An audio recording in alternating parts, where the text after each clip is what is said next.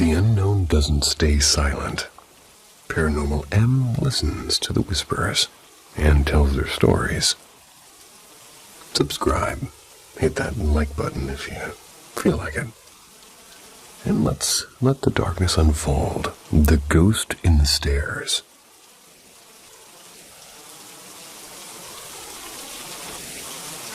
When I was still a student, I once heard a Japanese ghost story. They made hospitals feel different ever since then. It was about a night guard in a quiet little clinic. A young man had just been hired to cover the night shift. His task sounded easy enough. Walk around the building, then pick up the phone if it rang, and then rest until dawn. The clinic had a simple security system. There was a soft green light, and it meant everything was normal. But if the light turned red, someone was inside. One night, the young man leaned back in the chair, half asleep. That's when a flicker caught his eye. The lamp, it glowed red. And then almost immediately, it returned to green. He exhaled, told himself it was probably just some faulty wiring. But minutes later, red again. And this time it didn't change back. Hard pounding, he called the director.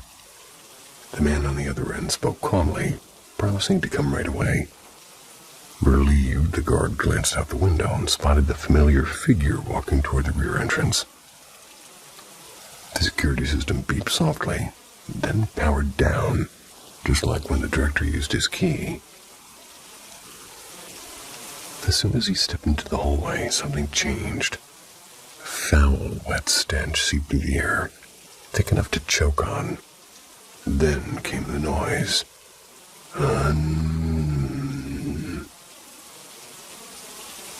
It was coming from below the stairs. Not a song, not really quite a prayer, but a sound that wavered between both things. And then it showed itself. Skin pale like spoiled milk, long limbs too long, joints bending in ways they shouldn't bend. It swayed its body as it climbed the stairs, humming that strange, broken chant. Halfway up, the guard's phone suddenly rang. The figure froze. Slowly, its head twisted toward him, followed by its entire body, turning like a broken doll. Its clouded eyes rolled, and then a grin stretched across his face. It laughed. It lunged. He slammed the glass door shut just in time. The smell grew unbearable. Thuds hammered the door. Head, elbows, knees. Every hit made the glass groan. And then silence. Shaking, he forced open the window and jumped. Bones shattered, arms, legs fractured to the skull, but he lived. Days later in the hospital, a nurse whispered something that froze his blood colder than the night itself. Even when unconscious, every night his eyes opened, his mouth moved, and he sang,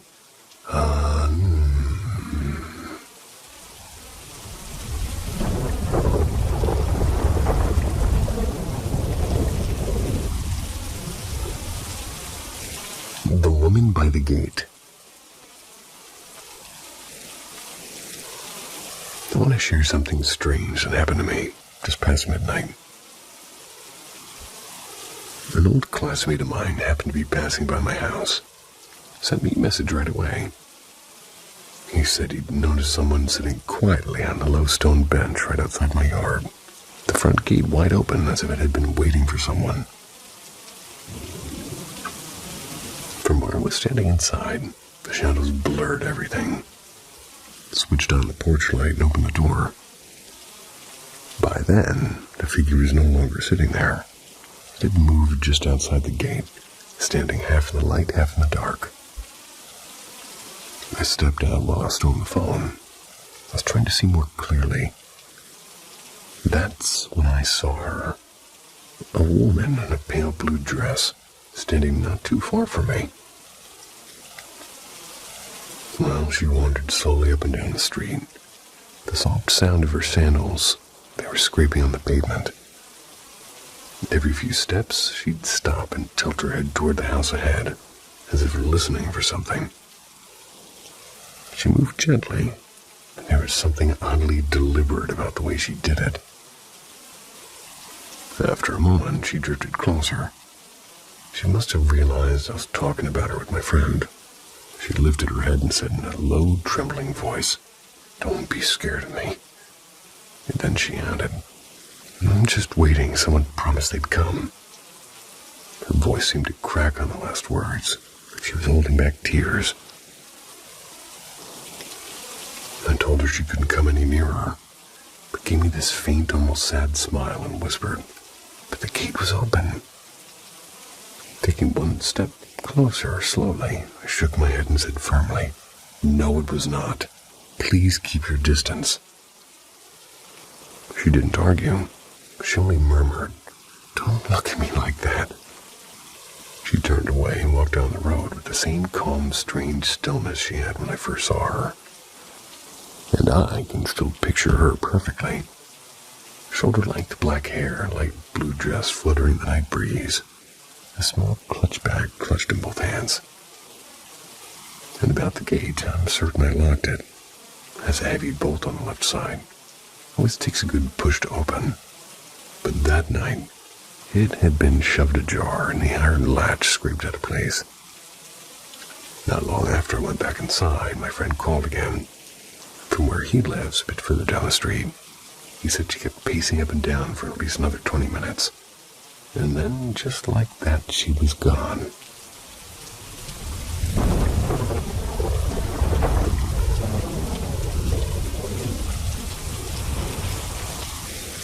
The shadow that followed us.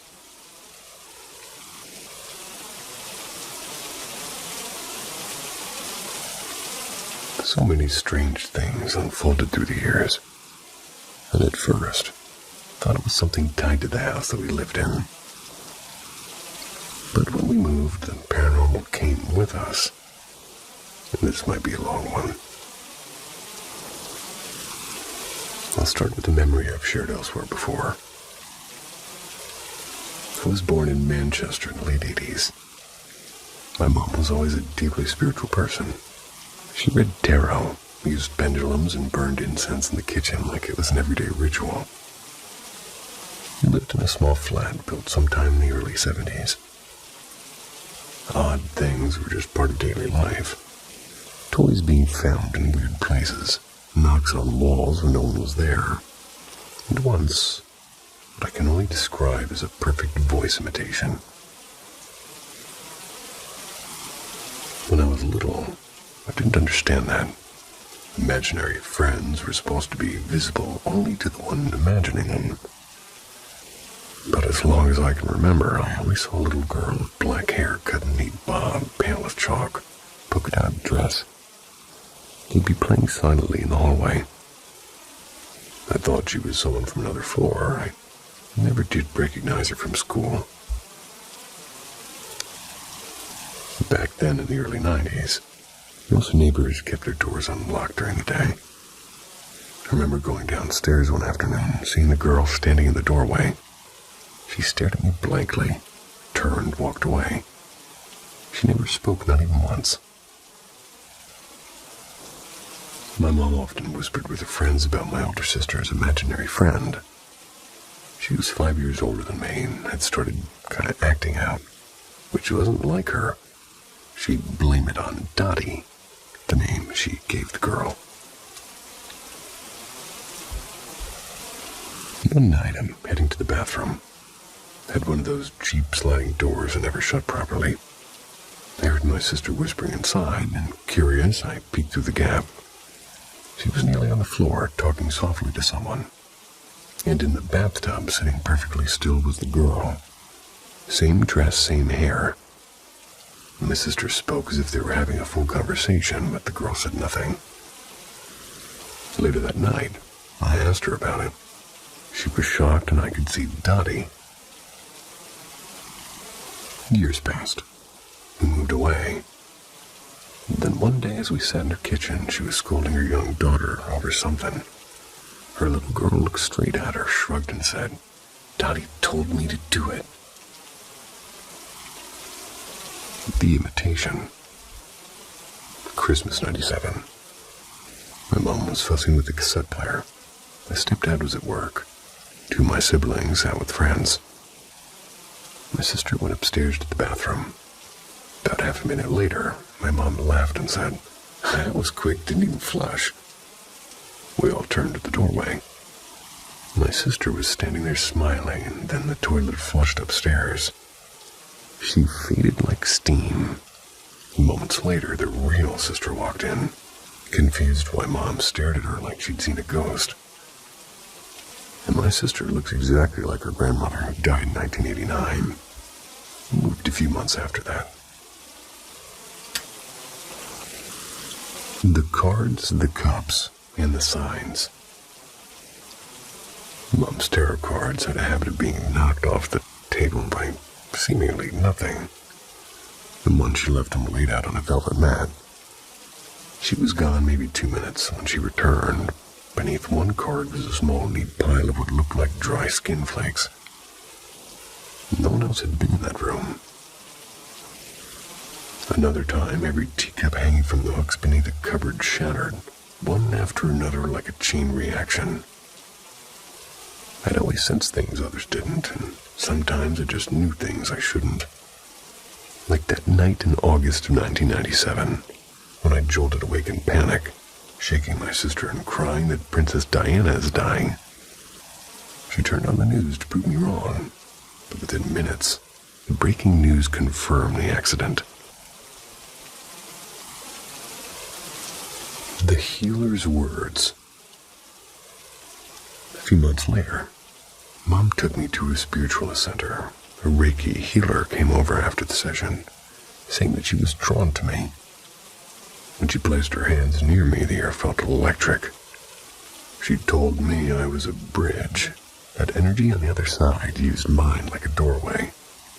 She told me to wear obsidian for protection. And I didn't for years, but I have now for 2 decades. The plain dream. The night before 9/11, I'm staying at my eldest brother's place. He says I shook him awake, asking why anyone would fly a plane into a building. And I don't even remember this, but the next day when the news came, he dropped his coffee and stared at me. The house with footsteps. As a teen, I stayed with my dad in a quiet town. The house felt wrong from the start. One night after midnight, while chatting online, my dog stiffened and whimpered. I touched her head to calm her, and then a violent bang came from upstairs. She growled, another bang. Footsteps thundered down the staircase so hard they knocked a pair of decorative muskets from the wall. They stopped at the door. The handle shook violently, and the wood cracked. No one was there. That night, even my online friend watching through the webcam was terrified.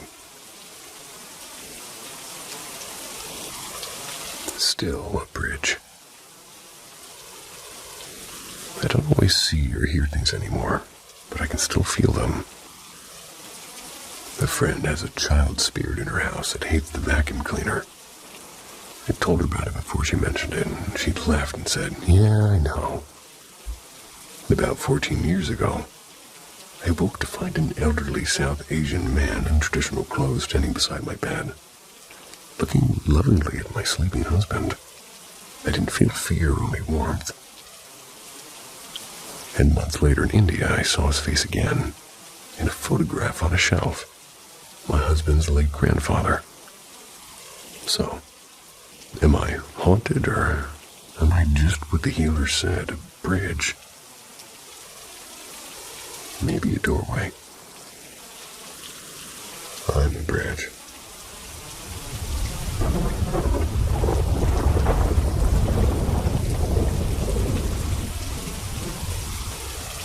Whispers beyond the pines.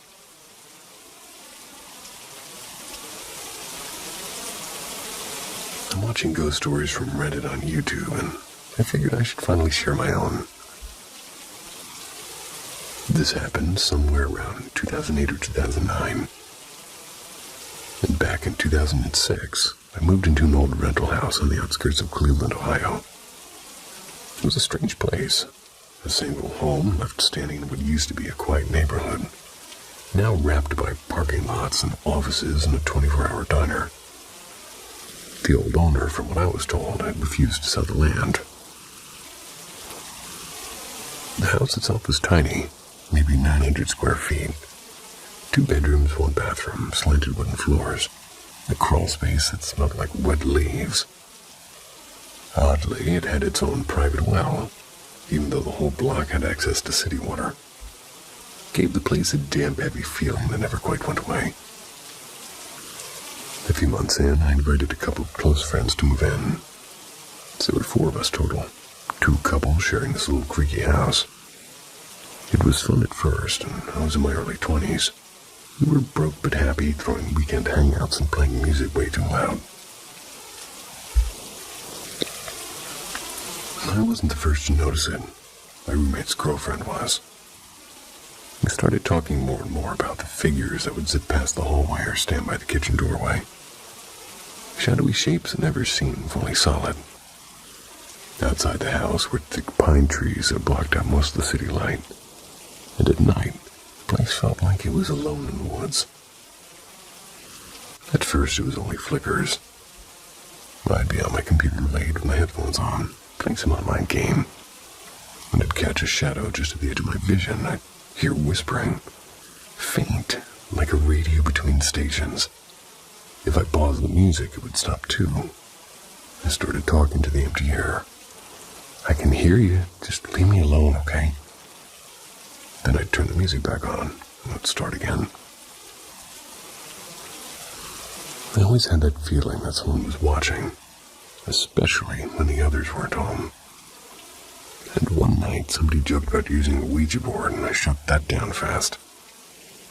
My aunt had one when I was 13, and what happened after that is something I still don't like to talk about, to be honest.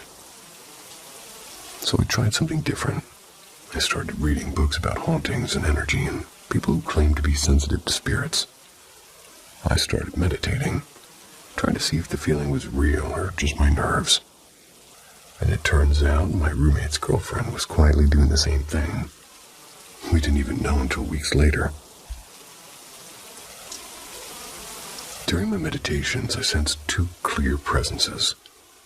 A young boy, maybe 7 or 8, and a tall man in a long old-fashioned coat. The man didn't feel threatening, more like he was guarding the boy. I figured maybe I was just losing it, so I said to the air, if I'm wrong, nothing will happen, but if I'm right, give me something I can't ignore. A week later, my workplace threw its big winter party. I worked for a quirky little online shop that sold collectibles and weird pop culture memorabilia. Because the owners were eccentric, they always invited local quote-unquote personalities like tattoo artists and actors from indie horror films, that kind of crowd. After too many cocktails, my coworker dragged me over to a woman she wanted me to embarrass myself in front of. She was a horror actress, dressed like she stepped out of a gothic movie. But instead of laughing at me, she stared at me like she already knew my face. Then she said without even blinking, Ethan's going to be fine. I froze. Ethan was my roommate. She shouldn't have known that name. Then softly she added, but the boy in your house is lost. Every bit of warmth left my body. She mentioned one more thing I can't remember clearly, something about the woods behind the property. We ended up talking for nearly half an hour. She told me she practiced spiritual work, that she'd felt something when she shook my hand. She showed me a tattoo of her zodiac sign, which is a Scorpio. Damn straight. I met her again at another party a year later. Still won't share her name, but I'll never forget her face. That night I came home tipsy and passed out fast. Around 3 a.m. I woke to my girlfriend shaking me and cops in the hallway. Blue lights were flashing outside. even had been caught in a sting operation. I didn't know he'd been dealing small amounts of pills. He'd driven across the state line that night and was arrested in our driveway. He did eventually walk free from, or rather, with probation. The actress had said that he'd be fine somehow, and she'd been right. The boy's spirit, though, took longer. Eventually contacted a local medium, a kind older woman who did a small ceremony at the crawl space. After that, the whisper stopped. The house felt lighter. I hadn't realized how heavy it felt until it wasn't anymore. I don't seek that other world anymore. Once was enough. When it's my time to cross, I'll take that step, but not before. Shout out to my fellow weird Scorpios. You're misunderstood, okay?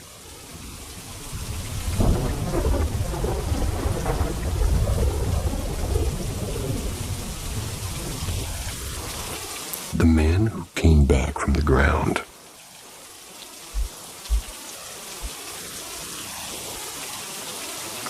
I work in an assisted living center. It's for people living with dementia. And this morning, I sat in a room with one of her residents. She's still very early into her dementia, clear and often very sharp. She told me quite calmly that she wanted to share something she'd never told anyone outside her family, and I said okay. She leaned back in her chair, fingers nervously twisting the hem of her blanket, and said, "My second husband is dead, sort of." I asked her what she meant. She shook her head slowly. I have to start from the beginning. What followed was a long, winding story about 40 minutes, full of old photographs and newspaper clippings. She kept these all in a small box underneath her bed, and a voice that didn't waver once. She told me about 2 husbands before him, both who had hurt her, one through fists, the other through betrayal. Then she came to the last one. He had been kind to her at first. He brought her roses every Sunday. Then cancer came, and with it a storm of grief she said she couldn't stop. One winter evening, in what she called the quietest night of the year, he shot himself. He didn't die right away, and they kept him in the hospital for weeks, but eventually he passed. There was a funeral, and people wept, and the cemetery took him. Everything seemed final. Until 3 nights later. She told me she woke up at 3:17 to the sound of knocking, not on the door, but on the side of the house, near the cellar window. She swore to me, her voice trembling now, that when she opened the door, he was standing there, mud caked to his hands, suit still torn, eyes like wet glass. She said she let him in. Apparently, he didn't speak. He walked straight downstairs to the basement, the place where he had tried to end his life. She followed, but couldn't bring herself to touch him. She called her sister next morning, but no one believed her. They thought it was grief or early confusion. For weeks, she said she brought food and water to the basement door. Plates disappeared, cups came back empty, and sometimes she heard humming, an old war song he used to sing when they cooked together. Her daughter eventually forced her into assisted living. "You're imagining it," she said. But then the daughter moved into the house. A month later, she told her mother in a whisper, "I saw him too." She locked the basement door. No one went down after that. No one spoke of it again. Then she told me this. Tears filled her eyes. "He must be gone by now," she said softly. "And maybe he's still waiting." My hands were cold. I've worked here for 6 years. I sat with dozens of residents telling me stories. Some real, some lost in fog, but this one was different. She's early in her dementia. She's never told me anything strange before. She told it in perfect sequence, like reading it from a book that she lived. And I don't believe in ghosts, and I'm not religious, but that night I whispered a prayer on my drive home.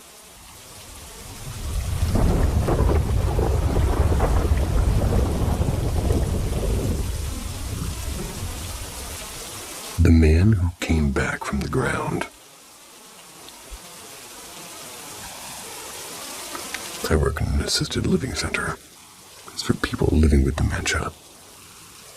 And this morning, I sat in a room with one of her residents. She's still very early into her dementia, clear and often very sharp.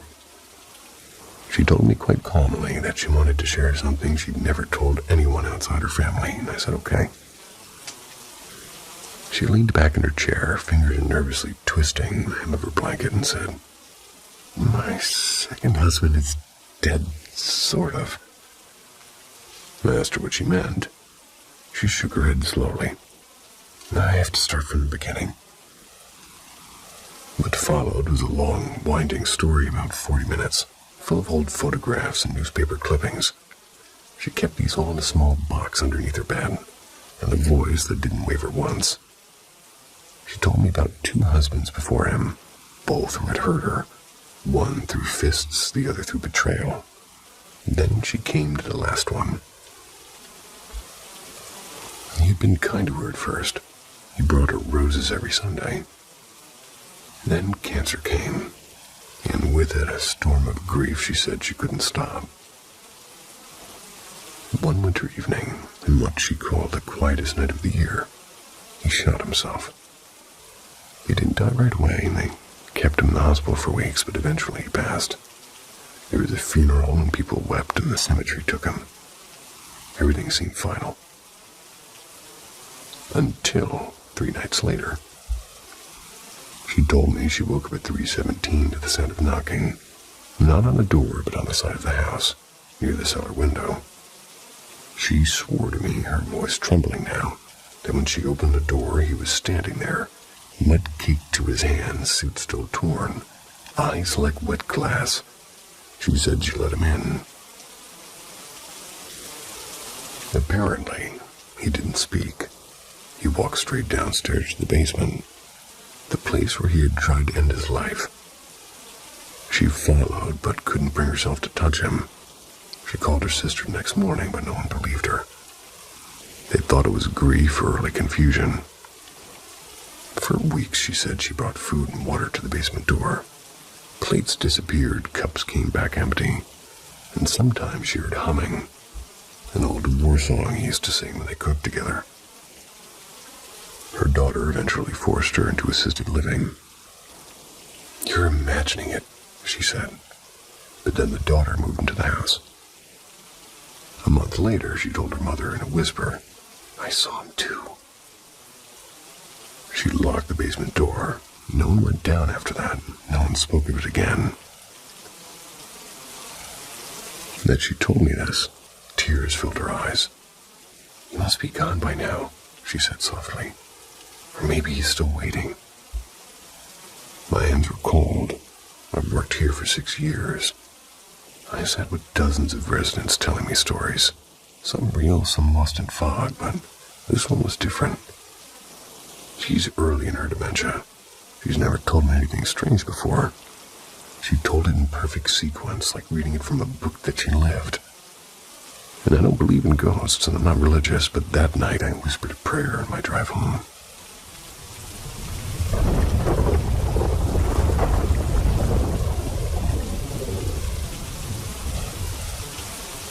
Whispers in the dim light.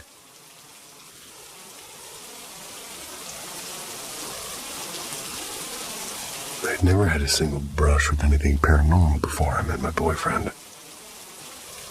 We crossed paths in late summer 2024. And not even 3 months later, found myself moving into his place. And yeah, it was fast, but it felt natural. We clicked, we shared bills, we shared space, and everything felt easy. At least at first. Oh boy. He didn't tell me about what he believed was a quote-unquote attachment until well after I moved in. One night during our first real argument, something strange happened. We were sitting in the living room. My voice maybe a little bit louder than usual, when suddenly from the kitchen a heavy wooden chair toppled over with a thud. No breeze, no one near it. It sent a cold rush going through me. My boyfriend didn't look shocked, and instead he sighed and said, "Yeah, it does that sometimes." I froze and said, "It?" He explained almost casually that sometimes things fell or would move when emotions were tense. Sometimes for no reason at all. That night's fight had actually started over something kind of stupid. Me and my best friend had gone to a thrift shop earlier that day. We bought an old Ouija board. Thought it'd be funny. He didn't find it funny. I remember rolling my eyes and saying, "It's just a board, it's not real." I couldn't have been more wrong. We ended up getting rid of the board that same night after he finally told me about his history. His first encounter. When he was about 12, his family dog passed away. He was a quiet kid, the kind who spent hours in the woods behind his house digging and building forts. And one day, while wandering around, he found a warped, dirt-stained Ouija board lying face down near a hollow tree. No planchette, no box, just the board. Desperate and grieving, he tried to talk to his dog. He never told me exactly what came through, but he said he got a response. And this part made my stomach twist around. He didn't say goodbye. And from then on, things in his childhood home turned dark. Doors would open. Footsteps creaked when he was alone. And once he swore something shoved him down the back stairs. Moved out before high school, but he always felt like something had followed him. The apartment. By the time I moved into his apartment, he'd already lived there for almost 2 years. Before me, his best friend had been his roommate. Things had been, well, weird there, too. I mean, chairs would overturn, cheap mirrors falling off walls, shadowy figures in reflection at 3 a.m., and his friend swore he'd seen someone pacing in the living room when no one was home. When that friend moved out, another took the room. Same mirror, same figures, no explanations. When I moved in, the activity had nearly stopped, and for months nothing more than the occasional soft creak or unexplained whisper in the kitchen. It felt dormant until that night. The move. We decided to leave the apartment anyway. It was falling apart, and the cheap rent wasn't worth the mold growing out of the washing machine. We backed up and started staying in my parents' mother-in-law suite until we could move into our new place. And I had lived in that suite before after my parents' house fire in 2023. The space was cozy and detached and familiar. The lights had dimmers I used to leave on low at night. I'd never experienced anything strange there, not once. And that changed the second night. We were having dinner with my mom on a glass of vase or vase. A heavy one filled with pebbles, too. Slid across the table a couple of inches toward me. Thought maybe I imagined it until I saw my boyfriend's face, completely serious. And after dinner he told me something else. The night before, while I slept, the lights in the suite had brightened and dimmed on their own, not flickered or shifted like somebody had their hand on the switch. As we spoke, the lights above us dimmed, just a little, enough to make my stomach knot. The lights. And now it's Sunday night, or technically early Monday morning. 2:14 a.m. 2 hours ago after my shower, I sat on the couch wrapped in a towel. I was watching the lights pulse again, soft, then bright, then soft. I tried to joke. Maybe it's just faulty wiring. And right on cue, the lights flared to their brightest, making my skin prickle. My boyfriend, half asleep, muttered, "Maybe it didn't like your tone." When it went completely dark, I could feel my heartbeat in my fingertips. My chest was tight. I don't know what this thing is or how long it's been with him, but for the first time it feels like it's not just following him anymore. It's paying attention to me. Whispers in the dim light. Just story retold, but the fear stays the same.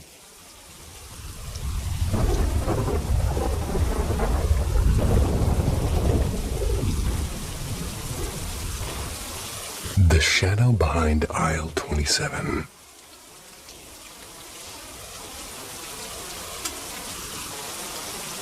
So I started working at the company when I was just 16. I left last week since I've got a new job starting soon. I'll be turning 24 by the end of this month.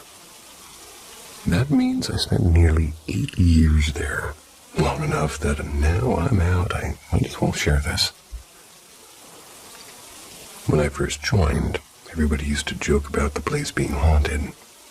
They tell stories about boxes sliding off racks, equipment vanishing in the warehouse, voices echoing at night, and that creepy feeling like something was right behind you. I thought it was all nonsense, to be honest, and in the first few years, the only weird things I noticed were flickering lights and the occasional bottle toppling off a shelf. I brushed it off as bad wiring or air pressure changes. Everything shifted in early 2020, right at the start of the pandemic. An older gentleman came into the store and strolled down aisle 2. That's where we kept alcohol and soft drinks. They suddenly collapsed. He'd had a heart attack, and the deputy manager at the time, Josh, rushed over to do CPR. We blocked off the aisle with sheets so customers wouldn't see. But when the paramedics arrived, they told us the man had already gone, and he'd likely died instantly. The store was evacuated, and management decided to close for a few days. The manager went in alone the following Friday to clean up. When we returned Monday, the entire aisle was soaked. Every bottle on that aisle had mysteriously burst overnight. The CCTV footage showed nothing. One minute everything was normal. The next, every bottle shattered at once. And right on the aisle where somebody had just passed away. Paranormal stuff went quiet after that. And Josh, by the way, never came back to work, and I don't blame him. Then came 2021. The store underwent massive refurbishment. We expanded into the unit next door and doubled in size. The old entrance on the left was sealed, and a new one opened on the right, and, well, the aisles flipped entirely. What used to be aisle number 1 was now 28 aisles away. And guess where aisle 27 landed? Exactly where the man died.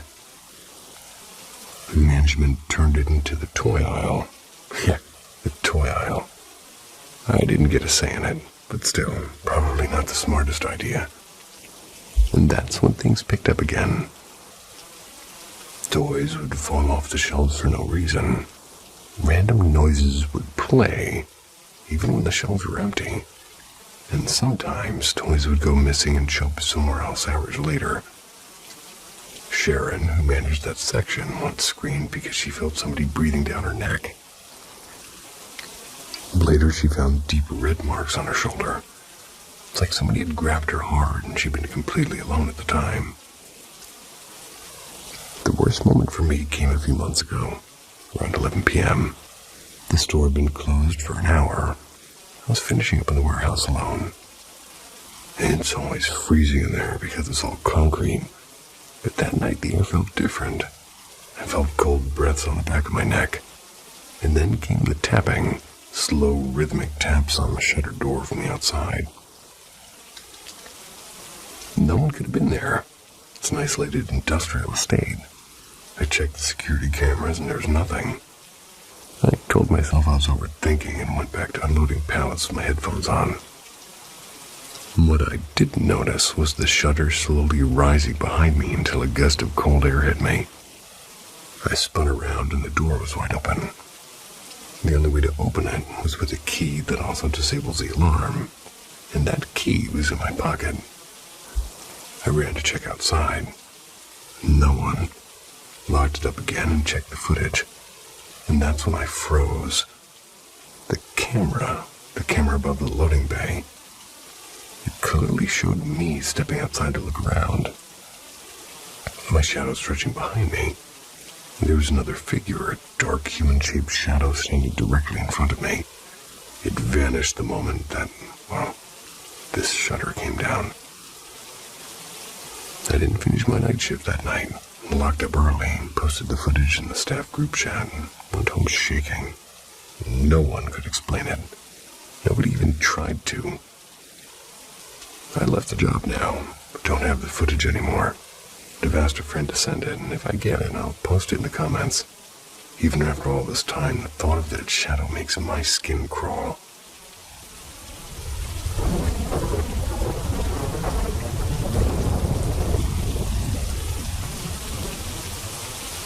The girl at the landing. My wife has always thought it was kind of an odd thing how much I enjoy watching supernatural horror movies. She often says, "You wouldn't be laughing at them if you'd seen what I've seen." And I used to joke about her sixth sense all the time, until something happened that changed everything. It was a quiet Sunday evening at my aunt's house. We were downstairs watching TV, just the three of us. That's when my wife went upstairs to grab our water bottle from the guest room. She was only gone for maybe a minute, but when she came back down, I could tell immediately something was off. Her face was pale, her hands were trembling slightly, and she was breathing like she'd just run a marathon. She tried to act normal, but I know her too well. She didn't say a word about it until later that night when we were alone. She told me she had paused at the top of the stairs because she saw into the old sewing room. Standing just inside the doorway was a little boy, maybe 6, maybe 7. They were dressed in an old-fashioned school uniform. She said the strangest thing wasn't how real he looked, but the expression on his face, utter surprise, like he hadn't expected her to see him. They stared at each other for what she swore was at least 10 seconds before she bolted down the stairs. She didn't mention it to my aunt and my younger cousin, who were still downstairs, because she didn't want to scare anyone who actually lived there. The next morning, I gently convinced her to tell my aunt. She didn't want to. She hates feeling like she's making things up. But she did eventually do it. As my wife described the boy, my aunt's face froze and her hand went over her mouth. And then she just started sobbing.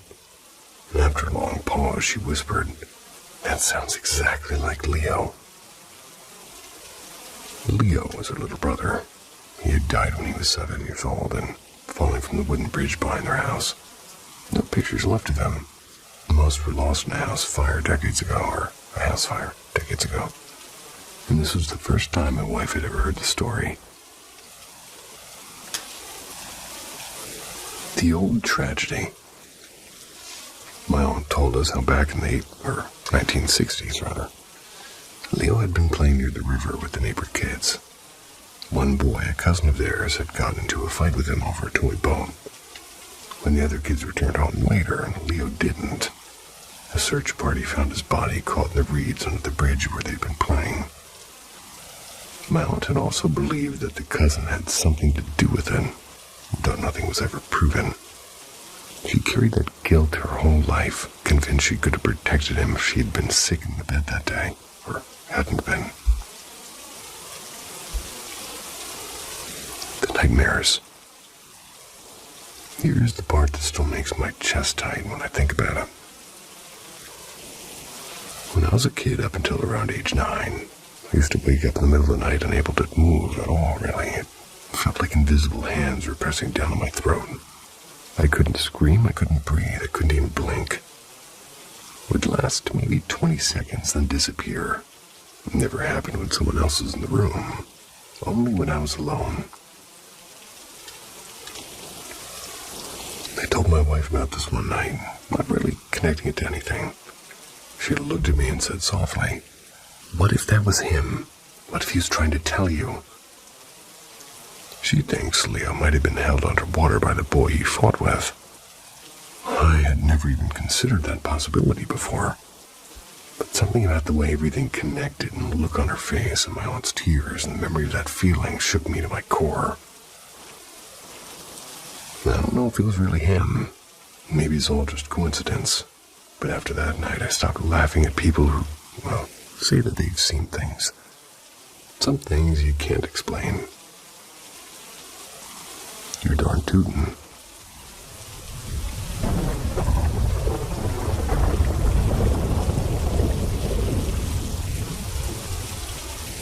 Whispers down the hallway. During the final 2 years I spent living in the house where I grew up, something odd started to surface. A newer friend of mine once told me that she didn't like walking on the side of the house where my parents' room was. I laughed at first, thinking it was nothing. Curiosity got the better of me. I asked a few of my old friends, the one who'd been over countless times. And to my surprise, they all said the same thing. That side of the house gave them all the creeps, so... To get this going, we would always come in through the back door near my parents' bedroom and the laundry room. I'd walked through there so many times, I stopped noticing how unsettling it really felt. But when they said it out loud, some memories started trickling back to me. When I was a kid, we'd sometimes hear the door to the laundry area slide open and shut, even though nobody was leaving or coming home. It eventually stopped happening, but the strangest thing was these figures. My brother and I used to catch glimpses of something tall, dark shapes gliding from my parents' hallway toward the bedrooms. They'd always flicker at the edge of her sight, and every time I turned around, nothing was ever there. When my friend mentioned those bad vibes, it felt like whatever was lingering there noticed. Little things began happening more often. One night, I'm home alone making popcorn with this old plastic machine. I turned around to grab some salt, and bang! The lid launched off the machine like somebody had smacked it, and I froze. Then I laughed nervously, and because humor is how I deal with fear, I decided to name the ghost Kathy. A few weeks later, my brother and I are watching a movie in the family room.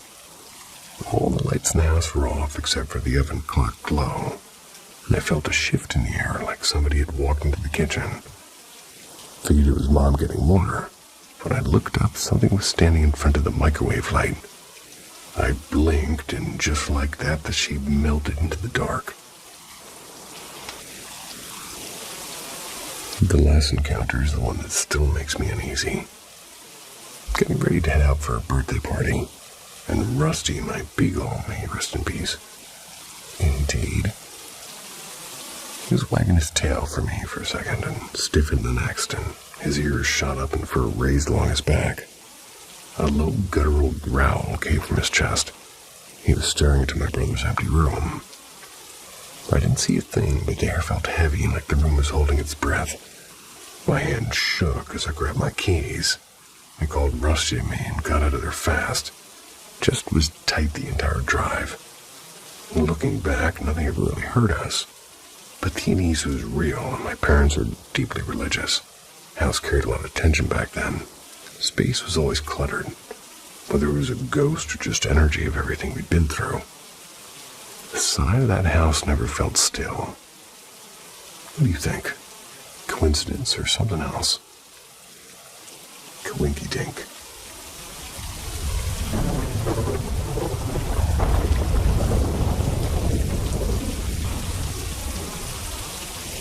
The Whisper at the Closet Wall. I moved into my current house in 2016, fully aware that something strange had once happened here. My friend and neighbor, Chuck, he rented this place more than 20 years ago. He told me back then the house was haunted, not by a friendly spirit, mind you. Chuck isn't the kind of man who jokes about this stuff. He runs a successful electrical company, never drinks, never exaggerates. So when he told me pictures had slid off walls or doors slammed by themselves and footsteps echoed in empty rooms, I believed him. According to him, the activity got so bad they eventually called in someone. Not just a priest, but a whole team to cleanse the place. Chuck didn't stay long enough to see how it ended. He packed up and moved out before they finished. When I moved in, the house was feeling heavy, like the air was holding its breath. The far wall of my bedroom closet gave me the worst feeling, especially the left corner, as if the temperature there dropped a few degrees.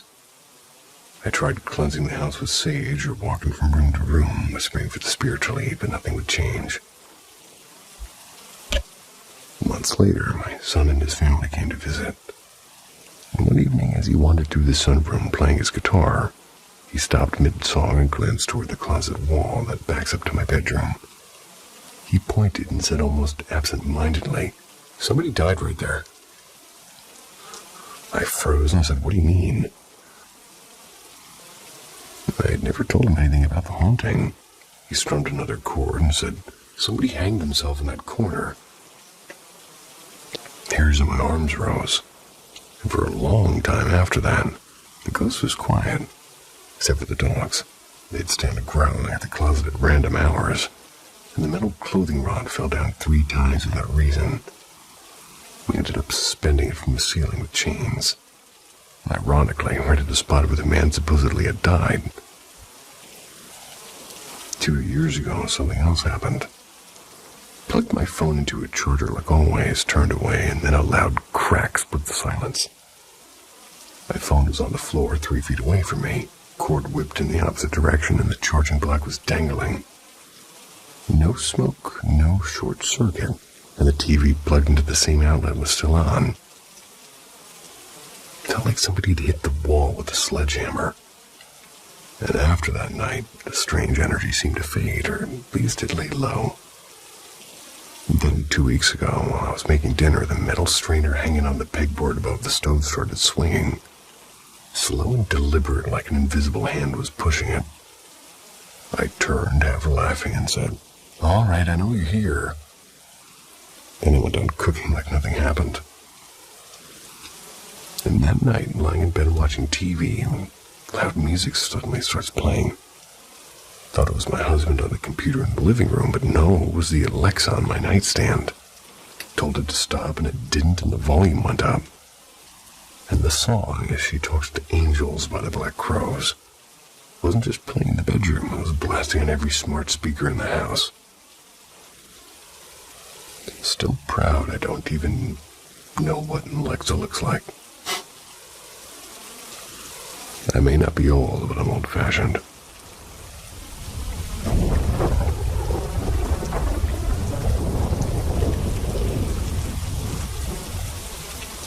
My household ghost talked to my niece and daughter.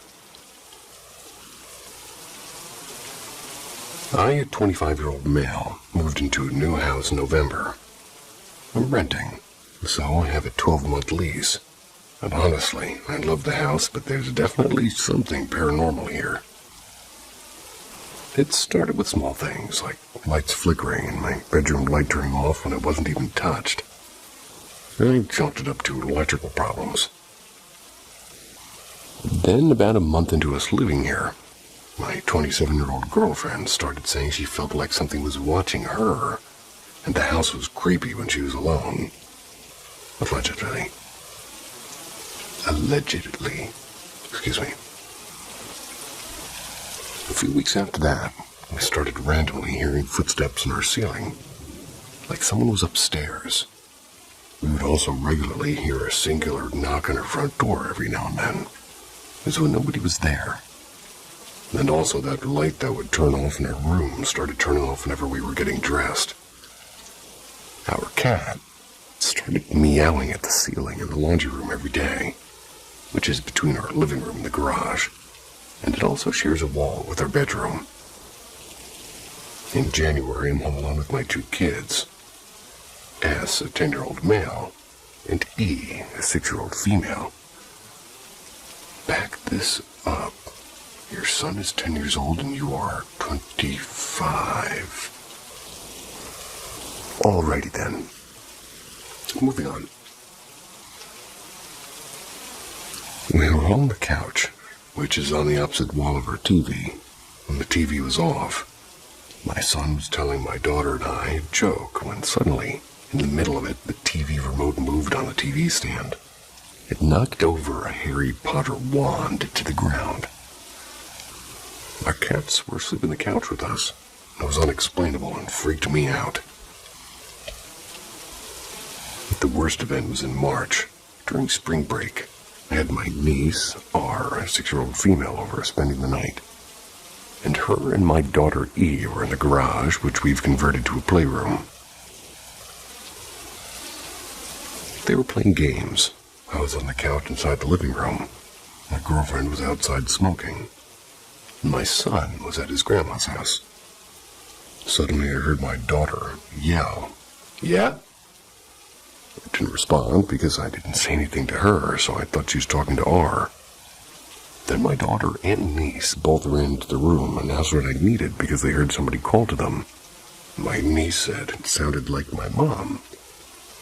From her perspective, you know. I told them I didn't say anything. Nobody said anything. And they both explained to me that they definitely heard someone say both of their names, and to tell them to come here. They said it sounded like a whisper, but they were convinced it was my sister's voice, R's mom. I immediately called my sister and explained this to her because I was shocked, and these two little girls were both so sure of what they heard and were so scared that they wouldn't go back into the garage, or even go to get their shoes and toys. This is not the first time these girls have talked to the paranormal, unfortunately. My sister and I moved very close to each other in 2021, and I moved into my house first. The girls were 2 at the time, and my daughter didn't speak for the first 3 years of her life. But I caught her on the baby monitor talking to her ceiling in babble talk almost nightly. My niece spoke perfect words, and when they moved into their house, I watched my niece at my house while they moved their things in. A few days later, my niece told my sister and I that the demon that lives in my house came with her home to her new house. She explained that he got into the car with her and came home with her. This whole thing freaks me out.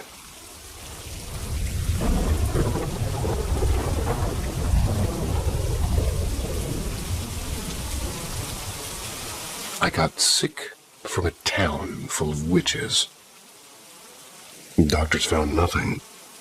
An old man in a hidden house cured me.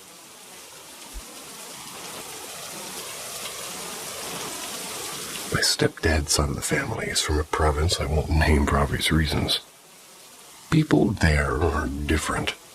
The place has a reputation. Locals say that there are Mangkukulam living there. Folk witches, both good and bad. Everyone in the area is careful about how they act, and what they say and who they look at. Even my stepdad warned me, always be respectful and never let your guard down. Anyway, we went there for a short visit. One afternoon, I bought a sealed bag of chips and was walking and snacking when I felt somebody behind me blow air directly at the back of my neck. It wasn't just wind, it was like somebody exhaled on me. I turned around, no one was there, and just a few old houses and quiet streets. I brushed it off. A few hours later, I started feeling really weird and dizzy and heavy. I lost my appetite completely. My sense of taste disappeared. I couldn't enjoy food and couldn't sleep well. Just felt drained.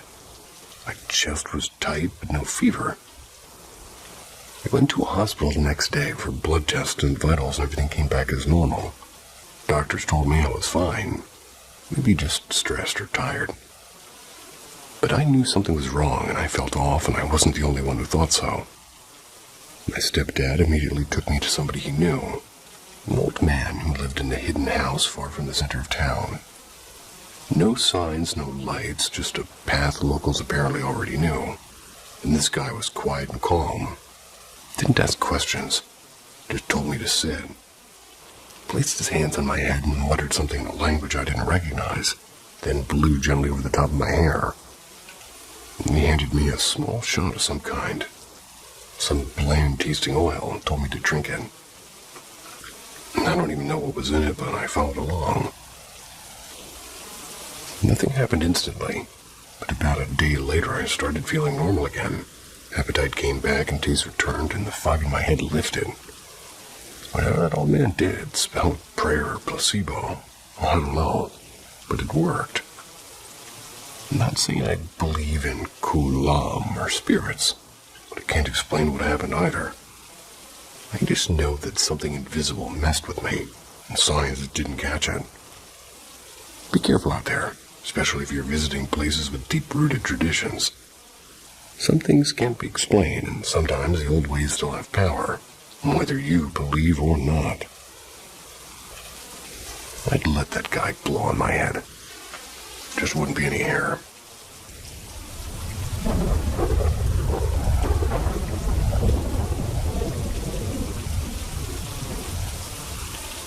How is the baby? I've lived in the same small, rundown trailer park since birth, essentially. It was rampant with drugs and shady characters. The most popular drink and drug of choice at the time were heroin and beer. When I was 8, my mom married a man named Paul.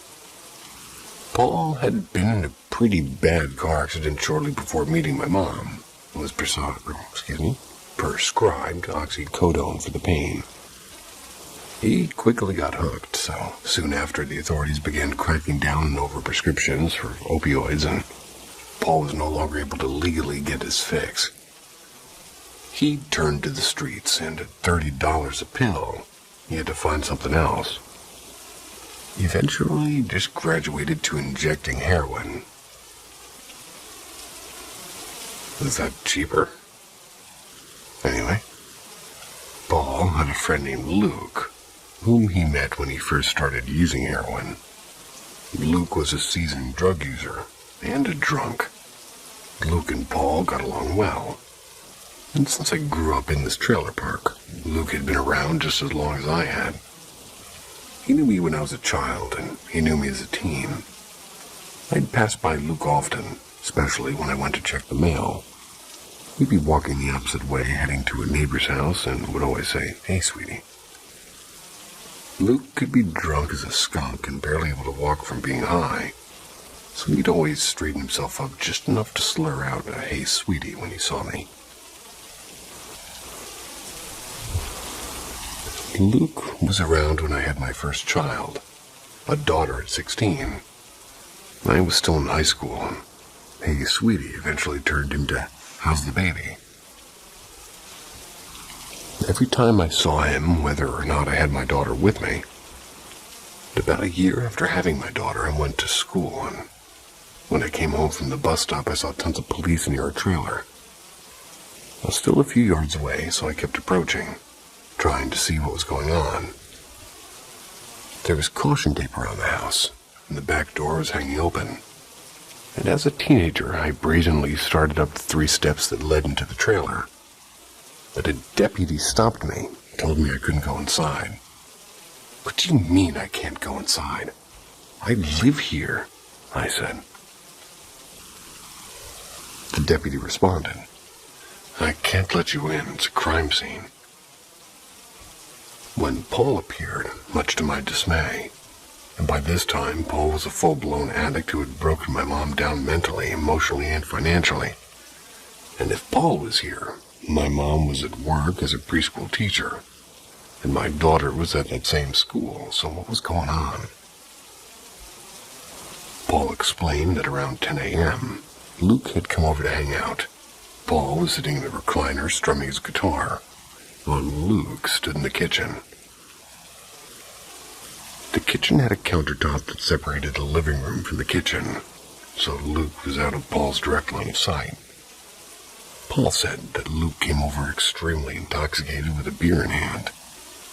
And after a few moments, Luke fell down, and Paul assumed that he had just passed out drunk.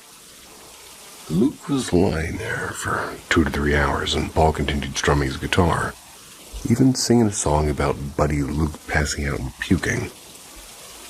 It wasn't until Paul had to use the restroom that he noticed Luke wasn't just passed out, he was blue. Paul immediately called 911. They instructed him to perform CPR, which he did, and he described it as the single most foul thing he'd ever attempted to do. Luke had died and vomited, and every time Paul tried mouth-to-mouth, vomit would come out. And after a while, Paul couldn't continue and just waited for emergency personnel. The call to 911 was made at 1:12 p.m.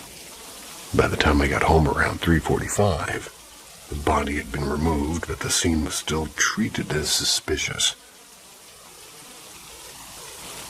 Because of that, nobody was allowed inside. Eventually, the police let Paul back in, but it wasn't until after 6:30 p.m. that my mom came home. She was very angry, and my daughter and I were just waiting to go inside. Paul said he'd go and clean up whatever mess was left behind. According to him, there's a lot to clean up, and about an hour later, he said that we could come in. The kitchen floor was so sticky, you could hear your feet stick to the linoleum when you walked across it. Heroin addicts aren't exactly the best maids, so we lived in that trailer for at least another year. But I never walked across that floor barefoot, nor did I let my child walk across it either. No matter how much we cleaned, it would always feel sticky. About 6 months after Luke passed away in our kitchen, I was standing outside, leaning on the bed of the truck and talking to a friend. The trailer I was standing outside of happened to be the one Luke had lived in for many years before moving to a different one, where he was living at the time of his death. My friend now lived in that same trailer. We were just hanging out and talking when I heard a very clear, very familiar voice. "How's the baby?" Fate of Paul. Paul later confessed to me that when Luke passed away, he had taken Luke's used syringe out of his sock and used it to inject himself later that night. After leaving the trailer, we lived in a small rented house for about a year before my mom left Paul. Paul went back to the trailer park, dragged the mattress him and my mom shared into the overgrown, now wooded area of the destroyed playground. It's a playground that belongs to the church next door. He had a large tent, and that's where he lived, and he lived for 6 months after my mom left him. He shot up in his tent and nodded out with a lit cigarette, like I'd seen him so many times. Usually it was just wind up burning his leg and he'd wake up, but this time it caught the mattress on fire. He asphyxiated due to an overdose of heroin laced with fentanyl and burned, only being found 3 days later by a friend who couldn't see the top of his tent anymore, as he put it. He was identified by dental records. Yucky.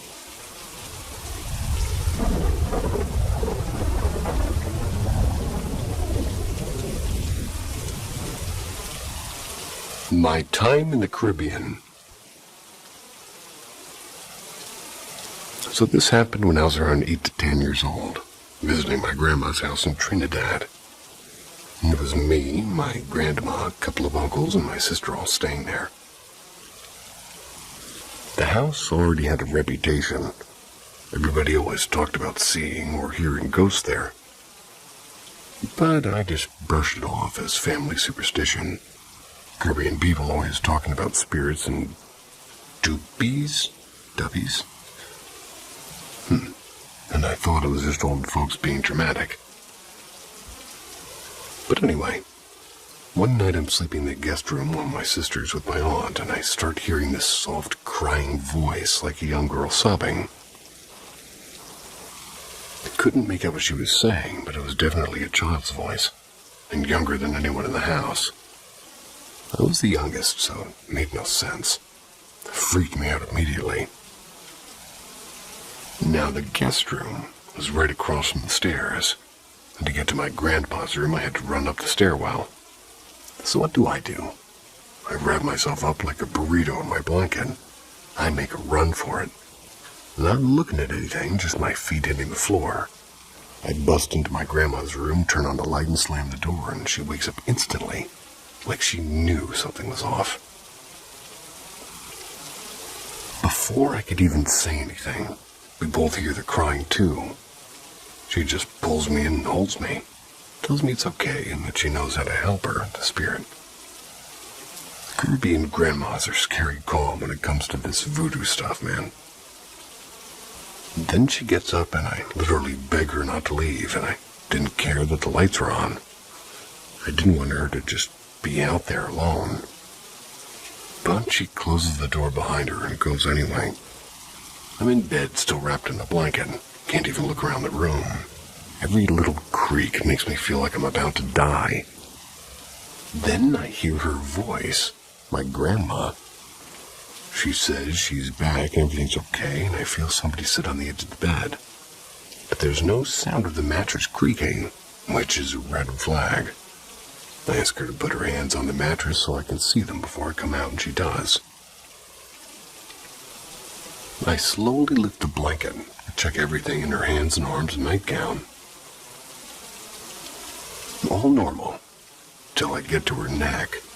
Her skin is pitch black, like a natural shadow black, and I lose it.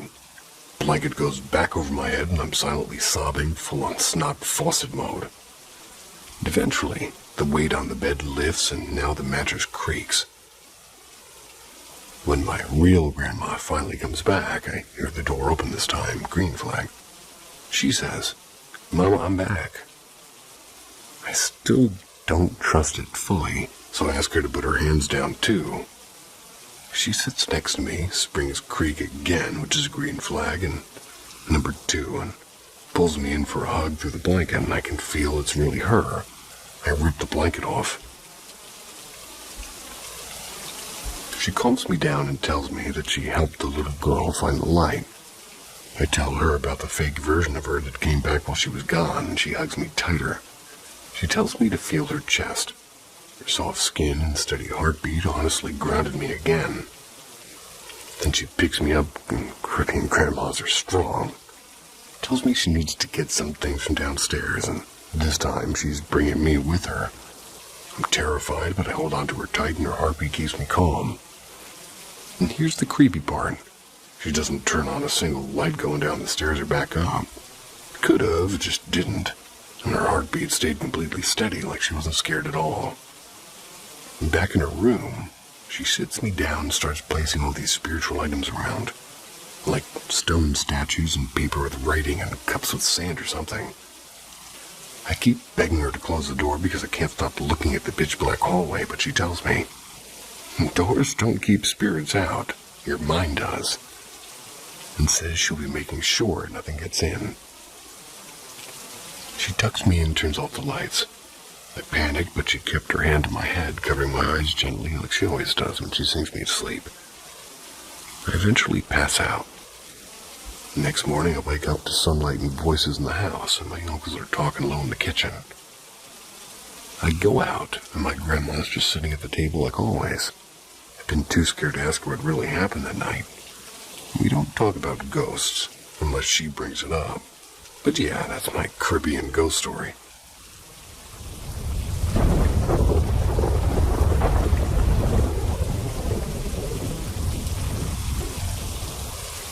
The Oz effect experience.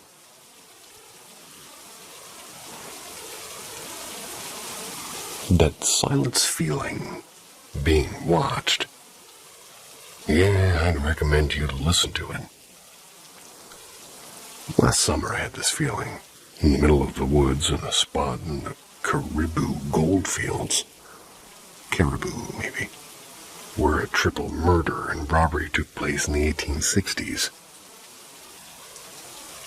I was on the Old North Trail in an area called Murderer's Gulch, on a secondary road into an abandoned mine.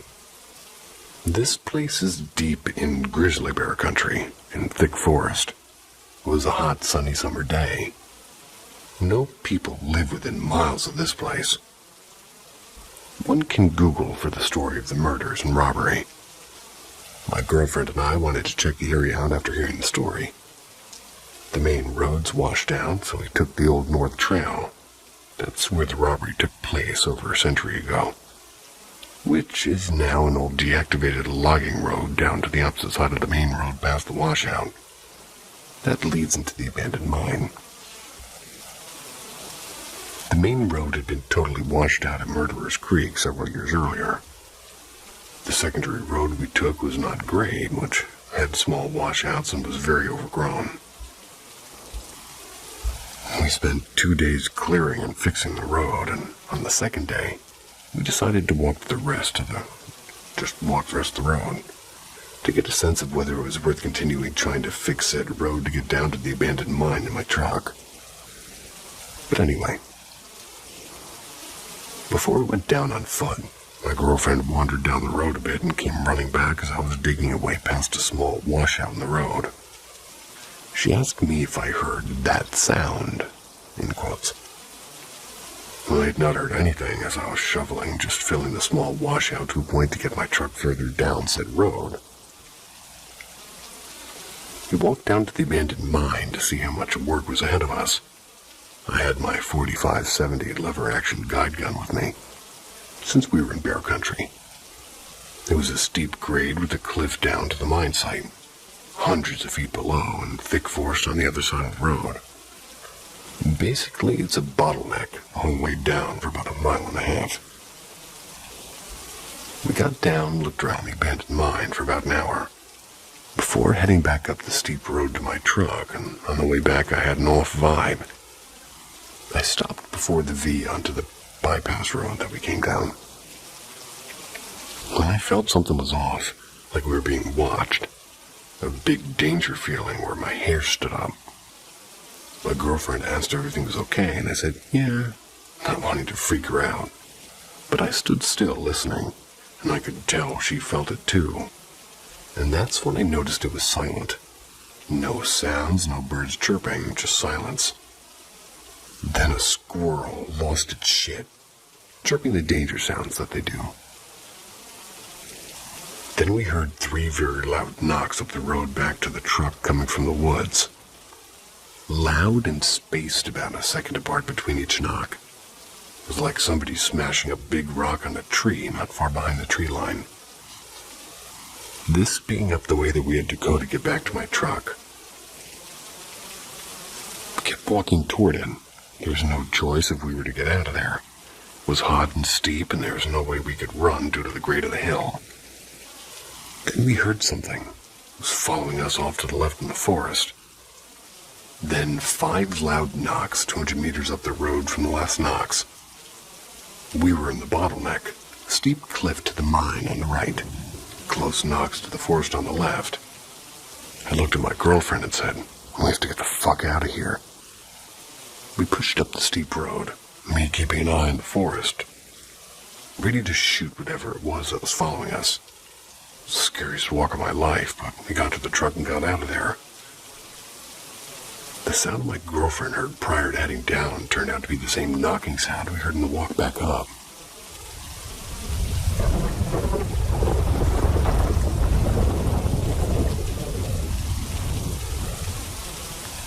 My ghost story. I still get chills thinking about what happened during my senior year of high school. It all started with this rumor about our school theater being haunted. I know. Haunted theater, a tale as old as time. But I swear, this is at least my experience. When I was going through the theater program, older students used to talk about a ghost circle. A circle drawn in chalk on the backstage wall. They said it was there to bind a ghost, and everyone was warned never to break it. No one ever explained exactly what would happen if you did, but even the skeptics wouldn't mess with it. The summer before my senior year, the school started remodeling the theater. They repainted the entire place, including the wall with the ghost circle. Painted right over it, as if it never existed. And that's when the strange things began. Almost immediately, weird stuff started happening. The janitor, usually very professional, suddenly refused to clean the theater at night. Wouldn't go near the prop closet anymore. She seemed genuinely spooked, and the prop closet would make banging noises like pipes clanging. But the moment somebody opened the door, the noises stopped. props would disappear or turn up in odd places. And there was often a shadowy figure on stage, which we tried to blame on the lighting. Never felt right. I got really curious after everything creepy started and did some research about the ghost story. Found out that a former student, deeply involved in a theater program, had died in a car accident years earlier, right before a show. Out of respect, I won't share more details about him, but knowing this added a whole new layer to the weirdness. The culmination of weirdness was during the senior show I was directing that December. Tech kept glitching and lights malfunctioned and sound cues failed. Things that worked perfectly for weeks in rehearsal started suddenly breaking. On closing night, the house lights refused to work, so I gathered up the cast and crew and we respectfully asked the ghost to stop interfering. The moment we did, the lights flicked on instantly and I said, "Thank you," out loud. Thinking it was polite. But looking back, that's probably when the ghost attached to me. After the show, my stage manager gave me a bouquet of flowers. I took them home and put them in a vase or vase, whichever wording you guys fancy. I'll go with vase today. They put them in a vase on the kitchen table. I spent the rest of my night sat at the table talking with my aunt who was visiting. And after literal hours of chatting, 3 of the flowers suddenly slumped over at the same time. They didn't just bend. They looked like their stems had been cleanly cut, revealing the inside of the stems. I couldn't explain why or how it happened after they'd stood perfectly all evening. I didn't tell my aunt about the ghost then, even though it felt exactly like something we'd expect from the theater spirit. Weird things started happening at home. I slept in the finished basement where my bed was in the corner, and the doorways only had curtains instead of doors. Sometimes I'd wake up to see the curtains swaying and thought it was just drafts. Then one night I felt my bed dip behind me as if somebody sat down. When I turned around, no one was there. Later, my aunt stayed over again in another part of the basement. And one morning, she told me she thought the dog had jumped in bed with her. She felt something run up her body. But when she opened her eyes, the dog was... well, no dog was there. The dog had been locked upstairs all night. That's when I finally told her everything about the ghost. She suggested calmly communicating with him and asking him to leave me alone when I was sleeping. We kept it between us and didn't tell the rest of my family yet. Months later, one of my sisters had a friend sleep over. She and my sister shared a bed while my other sister slept on the ground next to them. The next morning, the friend said that the sister, who was supposed to be sleeping on the floor next to the bed, held her hand all night. She gushed about how sweet it was. But the sister denied this, saying she went back to her own bed early, didn't hold anyone's hand. The friend was so freaked out she never stayed over again. Eventually, I told my family about the ghost following me home, and they shared their own experiences. One sister heard a loud bang one night and found a bag had fallen off a shelf for no reason. Another kept hearing noises from her closet that stopped whenever she opened it. But luckily, nothing was ever out of place. That was just the beginning. There were more strange incidents over the next couple of years, like noises and movements. Little things that still make me shiver. But then, almost as suddenly as it began, it all stopped, and it's been years now. I have no idea why the ghost left or what made him move on, and my family and I almost joke about him now. Like he was just some weird, invisible member of the household. Since then, nothing unusual has happened, and life's gone back to normal. There were a few other incidents that came to mind for me writing this post. I'll have to ask my family to remember the majority of them. It's not the scariest by any means, but I swear to everybody I know, we had a ghost for at least a few years.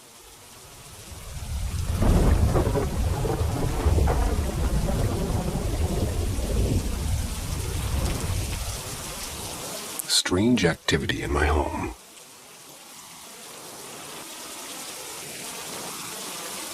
Hi.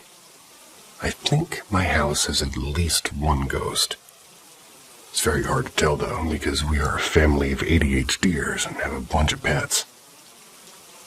I'm writing this on my phone, so please forgive the formatting. For some background, I grew up in this house. My parents bought it from a family who bought it new in 1976. Only lived here for about 4 years. My parents rented it out to one family for about 4 years in the 90s before I bought it from them and moved my new little family back in. The neighborhood is built on an old limestone quarry. I've lived here for most of my life, except for a few years in my teens. As a child, I always felt watched, and I'd sit in my window at night and felt something in the backyard in the dark just watching. It wasn't scary, just present.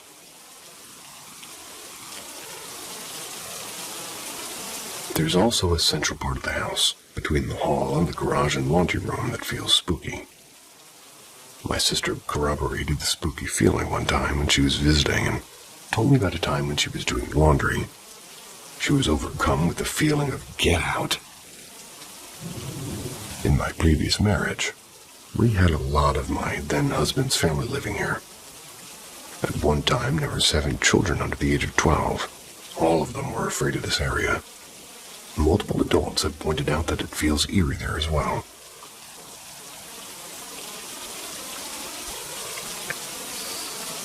Over the last couple of years, I've noticed more activity in the house. The notable things are, 1, phantom cat jumping onto the bed. I was working overnights at the time and would spend my off nights in a sleeping house. One night I'm laying in bed with my now husband who was sleeping. I was browsing the internet when I felt a cat jump on the bed and walk between my husband and me, and then laid down. We put the pets up at night and keep them out of the room while we sleep. I thought maybe we missed putting one of them, so I shone my flashlight over to where I thought it was. Nothing was there. I felt around and still nothing. I hopped up and did a head count of pets, and everyone was accounted for. 2. Loud crashing of shelves to the ground with nothing out of place. For a couple of months, randomly, a loud crashing noise was coming from the office. And we have a bunch of shelves on the walls, and those shelves are full of crap. Collectibles and Legos and pictures and trinkets, so you get the point. So hearing one of those shelves come crashing down and stuff breaking and flying across our tile floor was alarming. But when we'd go to check on it, nothing would be out of place, and this happened at least 5 times. I was not the only one to hear it, and I wasn't the only one to go check. I have a video from my security camera of the noise, and the camera was pointed at the puppy crate. 3. A hanging plant was torn from its place. I had some small succulents hanging in my window in the kitchen. One was a little guy in a swing hanging from twine. The twine was fairly substantial. It was in good condition that day when I checked the moisture level of the soil. I wish I had taken a picture of the twine after this happened, but I wasn't thinking of documenting anything yet. But as I was saying, in the early hours of the morning, the twine was pulled apart at all 3 supporting points, and my plant went tumbling. The most striking thing about this is that my dogs didn't bark, and if I set something down too hard in my nightstand in the night, my dogs will go off. But nothing here. It's like they were watching and the noise was expected. I have a recording of the noise, and the silence that follows, and I checked the video to see if there was a cat to blame, but none of them seemed to be over there when it happened. 4. Sunglasses go missing, and they're later found in a reusable baggie in the sink. And this is a weird one that I can't figure out. I was alone at home and getting ready to leave for an appointment. I have to have my sunglasses to dry because daylight hurts my eyes, and as I was leaving, I opened my purse and checked for and saw my glasses and put my phone in my purse. Then I decided I should use the bathroom before I left. I set my purse down and went to the bathroom. And I grabbed my purse and went to the door while digging for my glasses. Not in there. Stumped, I retraced my steps and I couldn't find them. I searched for a few minutes but had to go, and When I got home again, I searched again and found nothing. And like I said, I have ADHD, so I'll often lose something I'm holding, but can usually find it. I keep looking and getting rather frustrated. I eventually pull my husband in to help look. Nothing. I give up for the evening, I go do the dishes, and in the sink inside of a reusable sandwich bag are my glasses. And this weirds me out enough to review my security camera footage because did I put them in there? No, I saw on the tape where I put the bag in the safe the night before. I saw me searching for the glasses, and then when my husband and I were talking about where they could be, I saw the bag open by itself. Like the ghost was trying to help or something. Well, I don't know. Seems so strange. These are the most recent and, well, most my attention-grabbing of incidents. There's always something weird happening, but 99% of the time I can attribute it immediately to my ADHD or pad.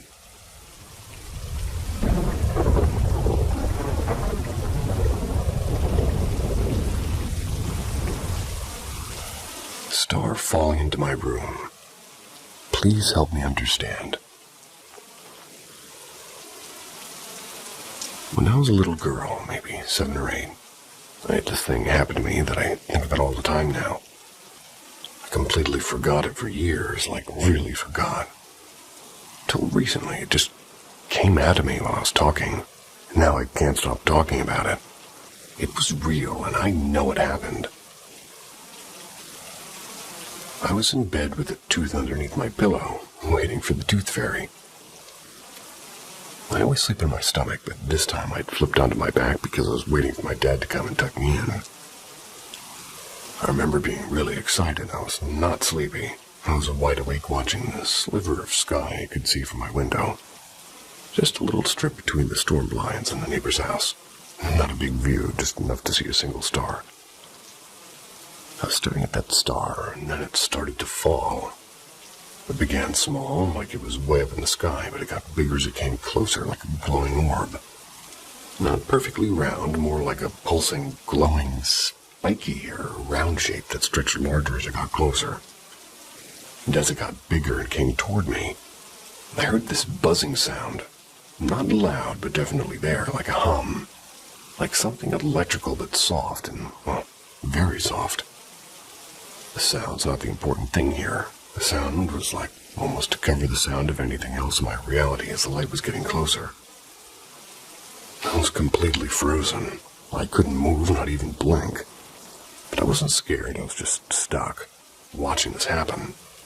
The star got bigger and bigger until it was huge, and it came through my window.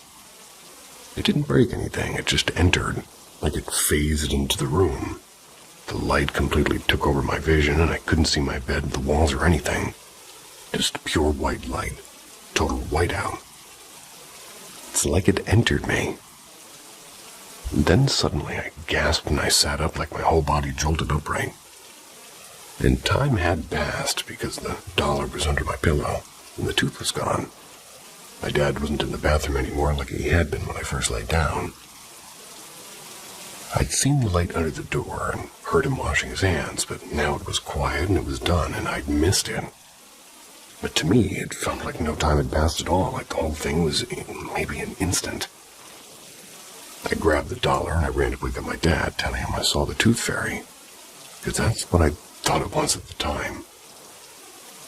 That was how my little kid brain tried to make sense of it, but he said, okay, and brushed it off. But I know I wasn't asleep. I was awake and excited and watching. This wasn't a dream, it really happened. The only other time I've seen something shaped like that, this featureless glowing being or presence, was when I was 16. I had this dream where I floated into a different place. It was like sky above the sky below. I was just drifting inside of it, very surreal and dualistic. There was this massive wall of light, and from inside it something started walking toward me. It didn't have a face or arms or features, but I knew it was a being. And it just pushed me back and said, not yet. And that was all. Then I was suddenly back in my body again. The shape of that thing, the way it moved forward and how I just couldn't resist it. That's exactly what this light star thing felt like as I entered my room. Not threatening, just undeniable, like it was coming no matter what. I don't know what it was. I don't know why it happened to me. Didn't even remember it happened until very recently. I guess I tucked it away. Told maybe one or two people, but it came back online about a year ago, and I'm so curious to understand what it meant for me as I'm learning to understand myself. So I just want to know, has anybody ever had something like this happen to them? A star falling from the sky, getting bigger and entering your room, filling it with light and then just being gone. No vision, no message, just that. Not astral projection, not sleep paralysis. I'm talking about a star falling into your room at night. Only the sticky green ones on the ceiling, for me.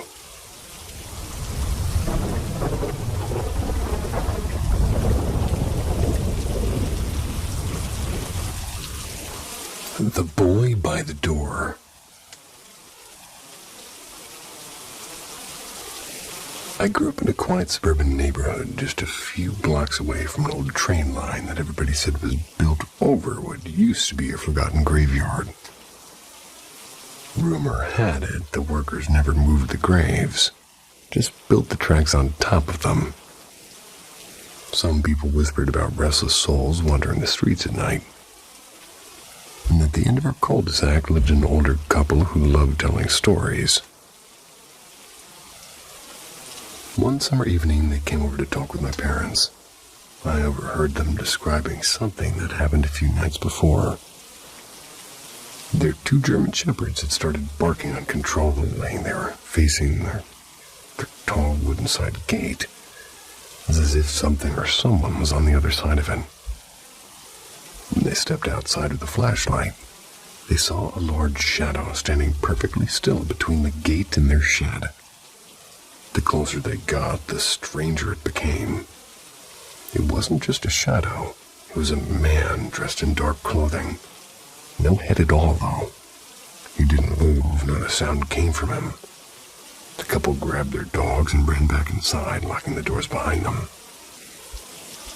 My parents talked about it for days, and even as a kid, I didn't fully believe in ghosts. I must have been about 6 years old then. Memories from that age usually blur together, but that particular night is carved into my mind like it happened yesterday. And our house was a single-story place with a long hallway running from the living room straight to the garage. My sister's room and mine were at the very end, across from each other. We always kept our doors open because we were too young to sleep in the dark. I was lying on my side in my little white metal bed, staring at the doorway as I tried to sleep. That's when I saw something crawl around the corner. It was a small, pale boy with grayish skin and hair stringy and completely naked. He was on his hands and knees, moving far too fast to be human. He scurried into my room without a sound, straight toward my bed, and then vanished right beside it. I froze. My heart was pounding so loud it felt like the only sound in the room. And just when I thought I'd imagined it, his head popped up over the edge of the mattress. His eyes met mine, cold and empty. He lifted his hands and shoved my stomach with surprising force. I gasped and curled up, unable to scream, and he dropped out of sight. When I finally forced myself to peek over the side, he was gone. Not a sound, not a shadow, nothing. And as the years passed, I would sometimes remember that night in fragments. But the image of that boy has always remained clear. Never appeared to me again. Never slept with my door open again after that, though. Hopefully, see you tomorrow. Sweet dreams.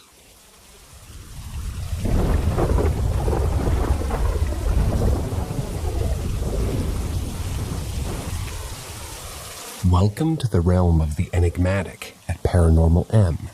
Subscribe and turn on notifications to journey into stories that push the boundaries of possibility. Get ready to be enthralled by our latest tales, being watched over by the unknown.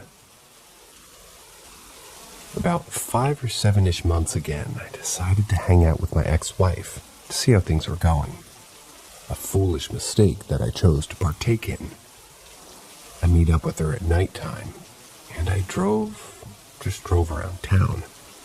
I had a feeling that I shouldn't be around her due to obvious reasons as to why I divorced her in the first place. But my human mentality of maintaining a relationship took over. There were 3 warnings, I guess you could say, that happened throughout the night. I'd like your thoughts and interpretation and explanation on this strange night. I had gotten pulled over because my headlights weren't on. I haven't gotten pulled over in about 3 years since this experience. The officer, being a kind man, just well informed me that my taillights weren't on. I gave him a surprised expression and said, "Huh, that's weird because from my switch here it's telling me that they should be on."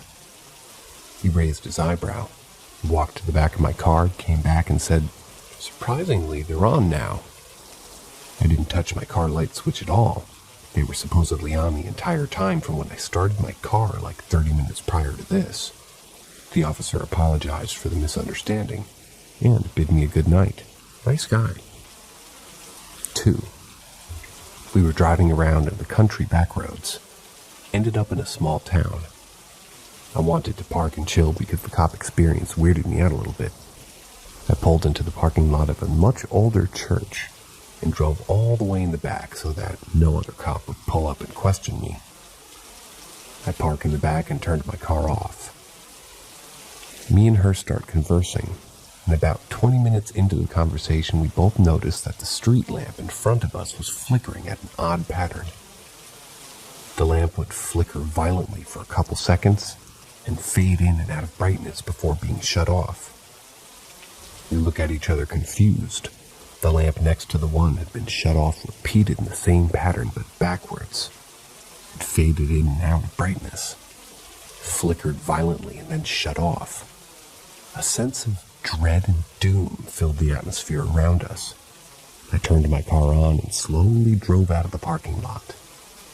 When I turned onto the main road and began to drive away, I glanced over to my rearview mirror and saw that the same 2 lampposts turned back on simultaneously. 3. Coming from the old church, we drove back to the city that I'd gotten pulled over in. I parked in front of a closed coastal Mexican food restaurant. We started talking, and the atmosphere in the vehicle got hot and heavy. She wanted to make out and made the first move. Me being me, I didn't decline this offer. We started to make out.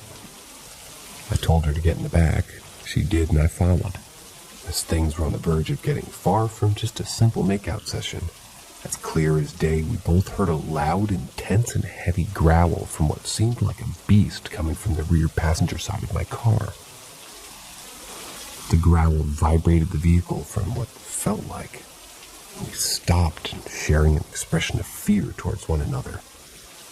I hear a disembodied voice say, "Tell her to leave." I get out and investigate around the car. Me and her are the only living things out here. I tell her that we need to leave and the night's over. I drive her back to her car and we go our separate ways. I later found out that my ex-wife had been using black magic on me for years and had been paying witches to manipulate my emotions and beliefs. This was as a result to continue staying with her and seeing her when I shouldn't be. My personal belief is that my guardian angel, or whatever being it was trying to warn me and alert me to not see this woman again. Lucky guy.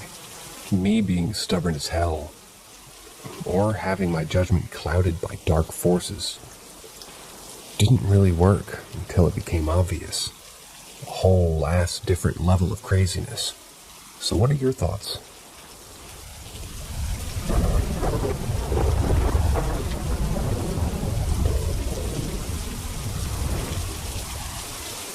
Tell me of your first most prominent ghost encounter. Mine was when I was 16 years old, March 18th. I'm 44 now. I was asleep in my bed in the dark. Suddenly I woke up because someone called me. Immediately I recognized my grandmother. I couldn't see anything in the darkness, but I knew it was her. She said she loved me and she had died. She had to leave. Suddenly I started crying. I got up, stumbled around until I reached the door and opened it. It was daybreak, with a very faint glow in the lighting in the hallway that door opened to. I saw down on the pavement of the hallway, crying for what felt like forever. In truth, it was less than 20 minutes. The phone started to ring. My sister got up, walked by me, looked at me and asked, "What the heck are you crying?" Then ignored me and went to answer the phone. What I heard was, "I'll go call her now."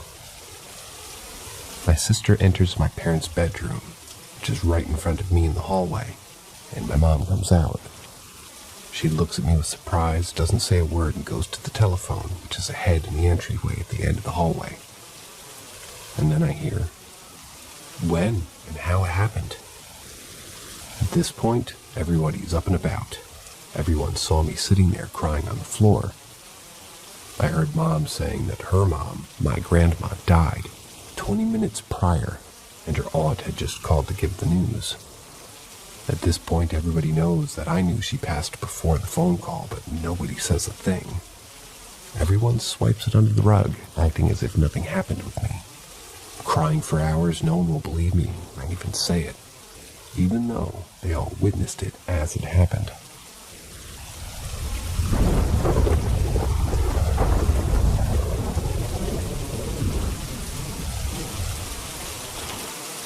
Do you see shadow people with your physical eyes? I can see a couple types of shadow people with my own eyes. The first time happened when I was with a friend. She's also a sensitive. It was a late evening, and we were on a street which is usually busy, but at that time of the day, it's fully emptied. She was driving. I was on the seat next to her, and another friend was in the back. Suddenly I see this shadow zap super fast in front of us crossing the road. It was shaped as a human but completely black, not see-through. We all were laughing and chatting, making loud jokes, and suddenly I shut up. She shuts up and stops the car right then and there. We both looked left and right, then we realized we both saw that. We looked at each other and simultaneously said, "Did you see that?" The person in the black, which also was looking forward as we did, saw nothing. I'm assuming they meant person in the back. The same spot sometime again later. I was walking back home and I saw it again, but this time was standing next to a street light. My friend and I did some digging and found out some months prior a boy died on the intersection on a motorcycle accident, which still made waves because of some controversies. Earthbound spirit? We wondered. Fast forward a few years and I met a few times a different kind of shadow people. I'm not sure what it is, but I call them leeches. Why? Every time I've seen them, they were hovering behind next to a living person, like attached to them. I thought I was losing it, but this event that happened once at a friend's house made me rethink it. She was a woman with a lot, and I mean a lot, of unresolved anger. The type that are hyenas to everybody but her friends. We were at her house, a total of 4 people, 3 female, 1 male. We had dinner. We were sitting in the kitchen having drinks and snacks. We were telling funny stories and we were laughing loudly. You know those situations where you laugh so much that your tears kind of form in your eyes? Well, I'm there, talking with my girlfriend, and I mentioned that she's sitting at the head of the table, alone.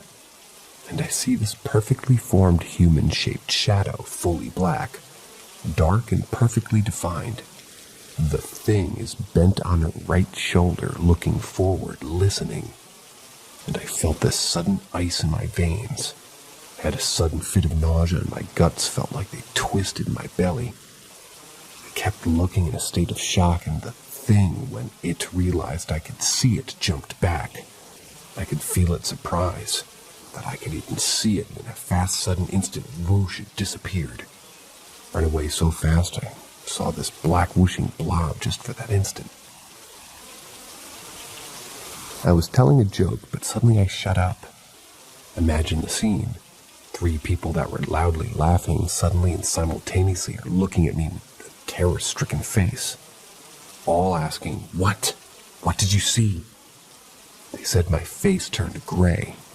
I saw the blood wash down it. I was petrified. Each one of them was directly looking at me since I was the only one speaking when this happened. I explained to them what I saw. The friend went silent, and she said that an uncle of hers saw something similar not long prior. But she was laying on the couch and her uncle saw a dark shadow just hovering over her.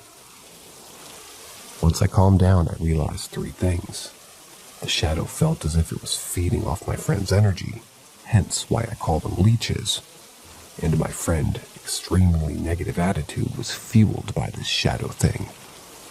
The shadow was scared that I could see it, was surprised, ran for its life away from me.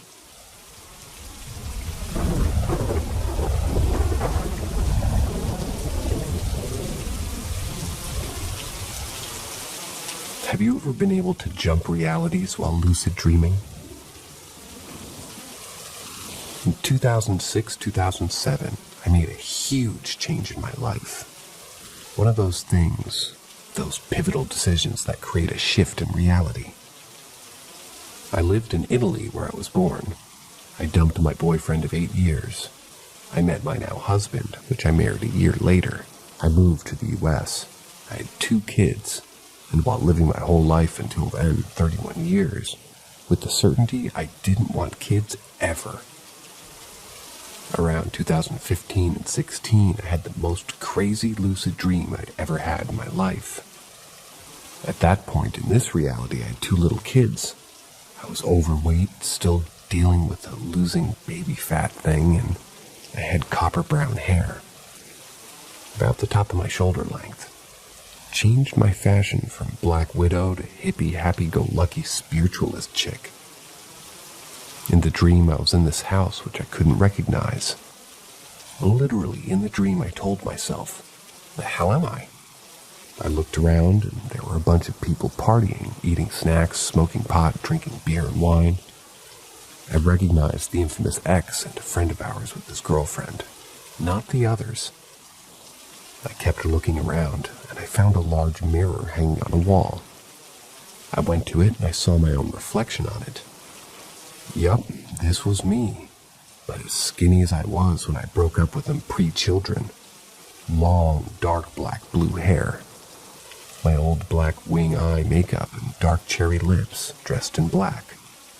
I was not seeing the dream with my own eyes, but I was there. I felt trapped inside my body, which wasn't my body. Somewhere with people I knew, but not really. I thought, this is not my life. I have 2 kids and I'm married. I realized in the dream that I went somewhere else. And this wasn't a dream, really. This place was real. It existed somewhere. Those people, those laughs, I could hear them loud. The clinking of the glasses was very real. The sunlight on my skin felt warm. The bright room was blinding my eyes. Mind me, all this was happening while I was sleeping. This was the first and last time I ever saw myself in a dream, in the reflection of a mirror. Through my own eyes. Usually I either see but don't have a body, or it's like I'm watching a movie of myself, as a spectator of my own body interacting with the dream. What I see and me lucid dreaming are 2 different entities. In this dream, it was me. I was inside that version of me. I woke up from it feeling incredibly uneasy. I run to check on my kids to make sure that they were there. When I realized I was back to my reality, I had this huge sense of relief, because the other alternate reality I saw was ugly. I felt how the me felt, and it wasn't pretty at all. I'm convinced I did astral projection of some sort, and I entered an alternate reality, seeing how things would have been if I didn't leave my Italian ex.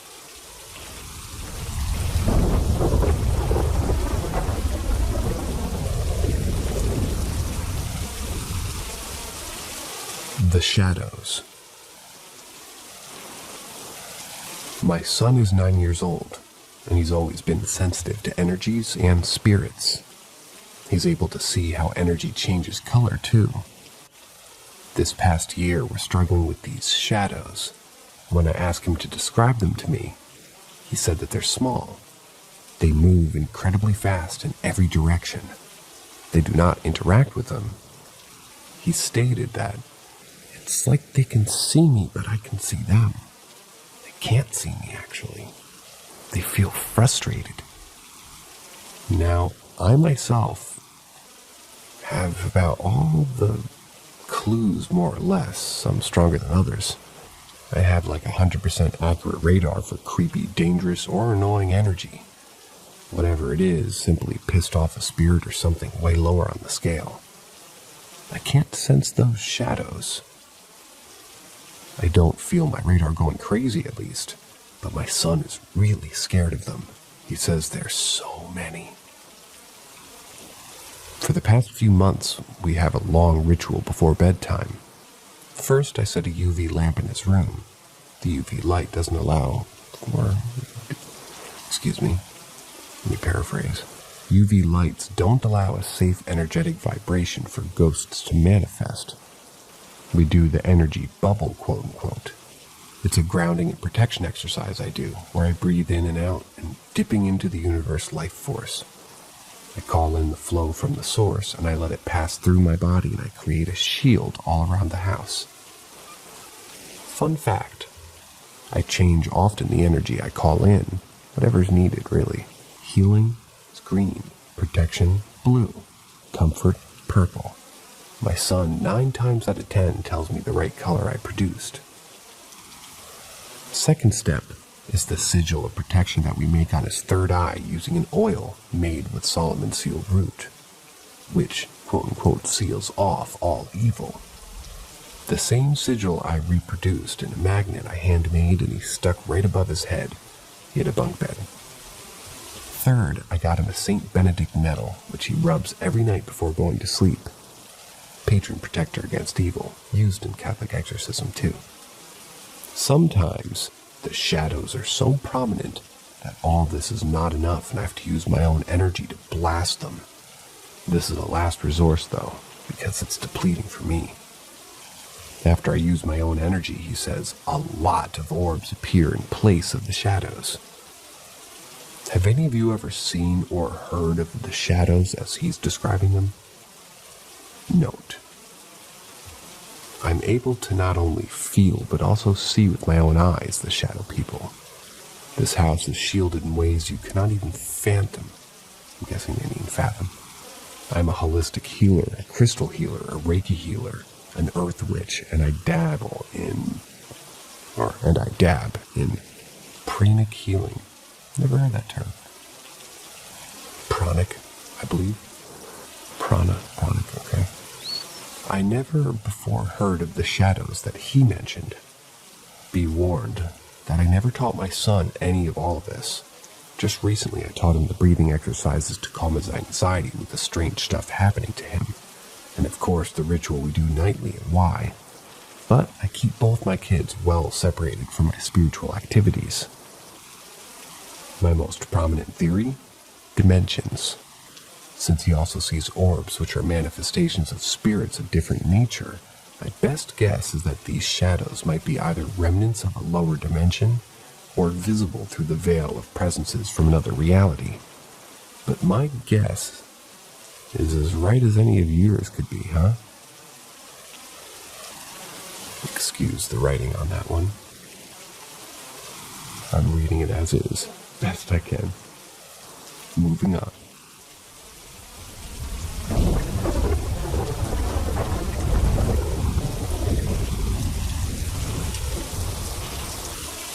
Missing cattle and the strangest experience of my life.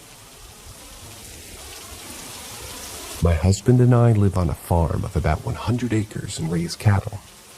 It's a family farm.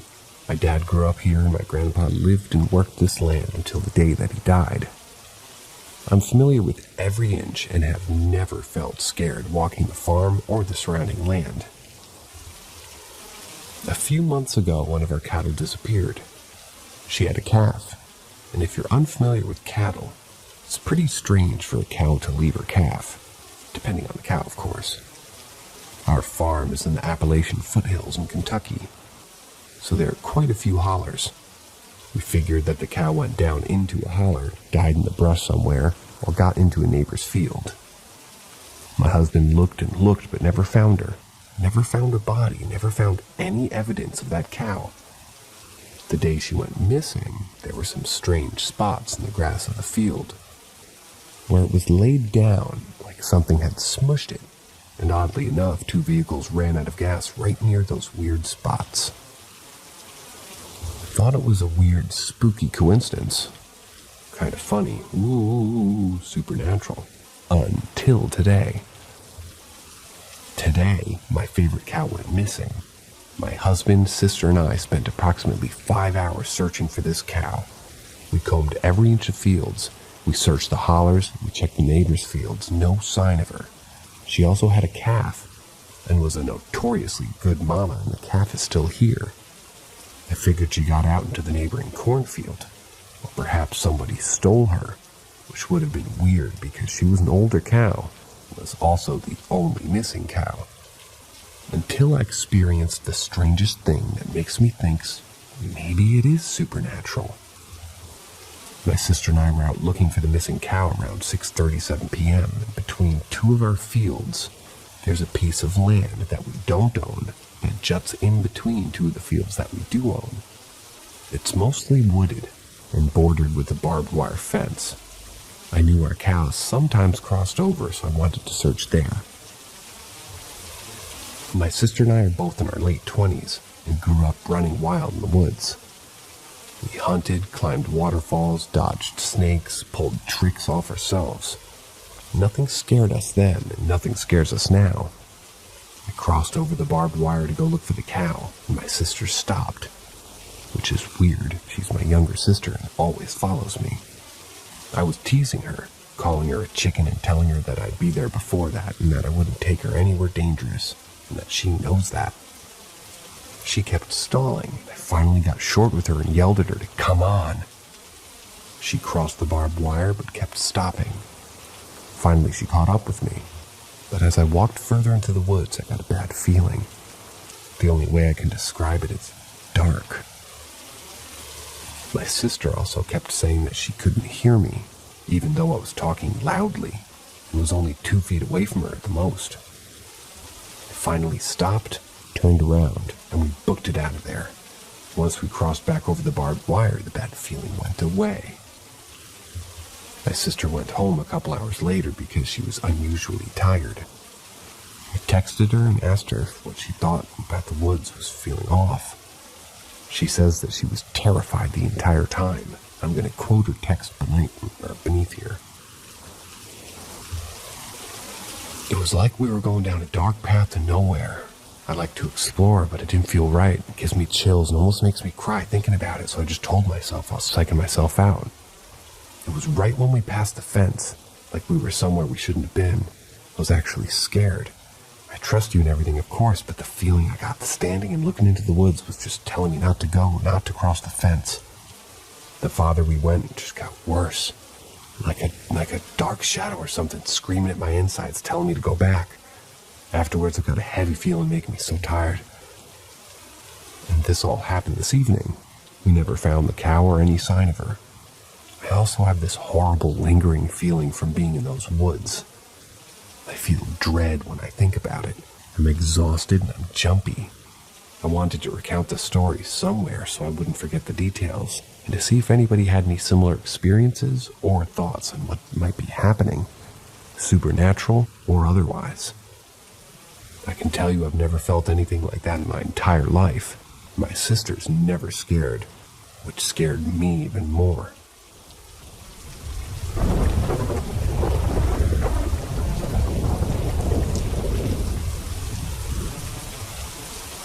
My daughter's gifts. I always knew that my little Leah was different. She always knew how people felt and what they were trying to say without them saying anything. She's been in touch with the energy of everything around her for so long that after a while I just grew used to it. But then one day her father passed away. She was only 4 at that time, and she was sleeping when I got the news, so I didn't tell her anything. I didn't even say anything until the week was done so that my oldest had a weekend to think before going back to school.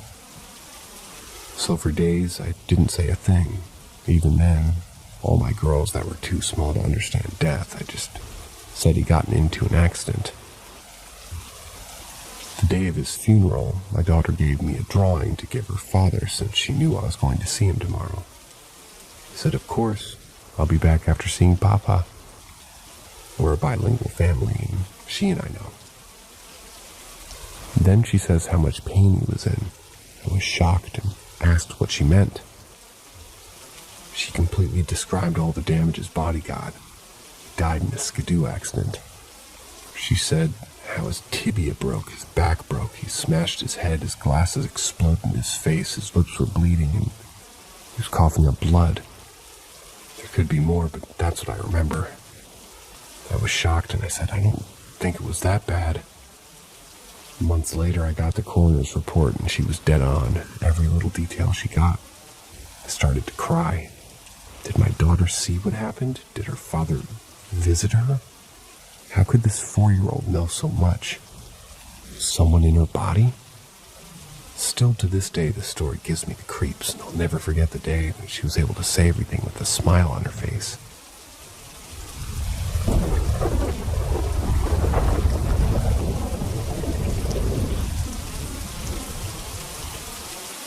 I think my deceased father is still here. My dad was a great dude. He was the heart and soul of our family. He was diagnosed with cancer in 2009 and passed away a few days before Christmas of 2018. He rarely missed a day of work throughout the many surgeries, chemo, and radiation. Anyway, I've struggled with addiction my entire life. Started with pills and such and ended up full-blown IV heroin cocaine addict. My dad never gave up on me and was hell-bent on straightening me up. A few months prior to his death, I went off the deep end again and lost my job and got myself in a bad way. When I came home and saw the shape he was in, it broke my heart because I knew he wasn't going to be here much longer. I immediately checked myself into detox, Halloween 2018. I've been sober since. Now on to my story. My mom and I are living in the house that he actually passed away in. For the first year or more, nothing happened. But the last year or so, there's been some really strange occurrences. And these occurrences, anybody who knew my dad would attribute to him. At first, it was just the televisions cutting off and on, stuff that can be easily written off. My mom and I even started jokingly saying, "Cut it out, Dad," every time something happened. Then it was his alarm clock which made us really give it a second thought, due to the fact that he was the most organized and punctual man you'd ever meet. He was an hour early to everything. Also, the blinds in our back door are open every morning, even though we keep them closed. Or else our other dog will stay there looking in and whimper all night. Every day I tell my mom to quit opening the blinds and shut them, and every morning they're open again. My dad used to do the same. When my sister and I were in high school, my dad would come into our rooms every morning on weekends and open our blinds to make us get up. Finally, once we started to acknowledge the things happening, a timer that my dad used to teach my niece how long to brush her teeth every night when she was a child, she'll be 14 in May, went off in the middle of the night.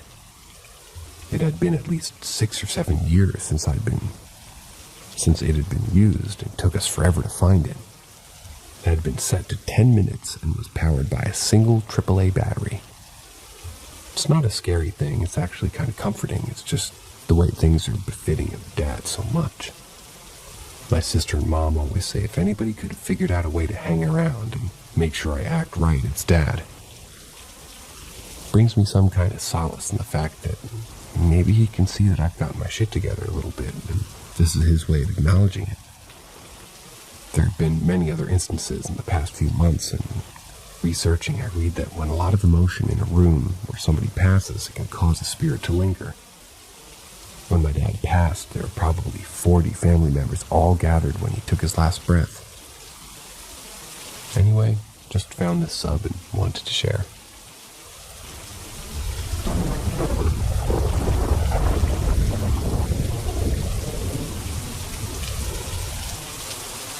I had a cool poltergeist experience in a Florida resort condo. I was in freshman year of high school when one of my friends asked if I wanted to go to Florida with him and his family. Well, we went, and the first half of the day was fine at the resort, until me and my friend went back to the condo. So, quick view of the condo. The front door was at the front left corner of the condo, and to the condo from the inside of the condo, and to the right of the door was the kitchen and mine and my friend's room. In front of the kitchen and the door was the living room, on the same side my room is on the condo, but the other end is my friend's mom's and little brother's room. Now into the paranormal stuff. I was sitting on my bed facing the door looking into the living room. I saw a male, teen or early 20s in red swim trunks. I remember he was white and he had short blonde hair. He walked from the kitchen area to my mom's room. I was shocked but kind of felt fun seeing a ghost. Later that night before bed, me and my friend witnessed some stuff get dragged. A pair of earbuds that was on the center drawer by my bed, and a pillow got pushed from the center of my friend's bed onto the floor. The next morning we woke up to every drawer in my room and the bathroom inside my room, forgot to mention that, and in the kitchen being pulled open, including the bathroom door, the closet door, and our room door, which was locked. Later that night, or the night after, my friend went to ask his mom a question in her room. And when we walked by, he saw a black human-shaped lump on the couch. Thought it was his brother, so he kept walking. When he went to his mom's room, he found out his brother was taking a shower in her bathroom. He was freaked out for 30 or so minutes and wouldn't tell me what he saw, but told after a while. I don't remember anything else really happening after that. It was a fun ride hanging out with that ghost. I have a bunch of other paranormal stories that are as wild as that one.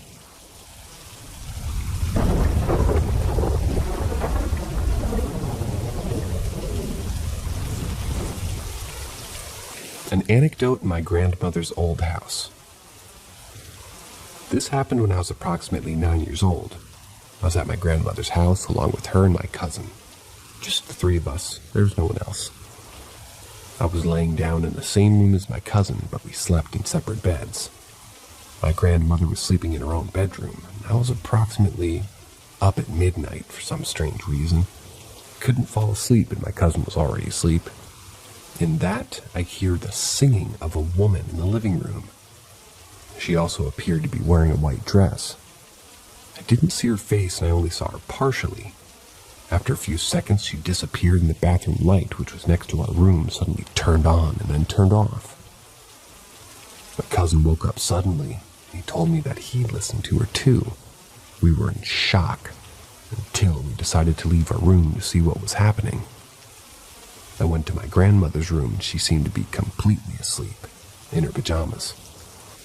She didn't seem to have gotten up. My cousin went to check the bathroom and said that there was nothing. We also checked the living room and the kitchen, and there was nothing and no one. The strangest thing of all is that this woman had the same tone of voice as my grandmother. But as I mentioned earlier, my grandmother was sleeping in her room and didn't seem to have gotten up. She also has very heavy sleep, and it's extremely rare for her to get up after midnight. Also, as far as I remember, she didn't have any white dresses. For starters, she never even wears dresses. My cousin and I were very surprised by this. We decided to go to sleep, though. Next morning, we didn't say anything to my grandmother, mainly so we didn't scare her, since she lived alone back then. However, we seriously asked if she had gotten up at midnight. She said no, she was deeply asleep, as she put it. With the passage of time, and until now, I'm currently 20 years old, I keep thinking about it. This is the only unusual experience that's happened to me, for now.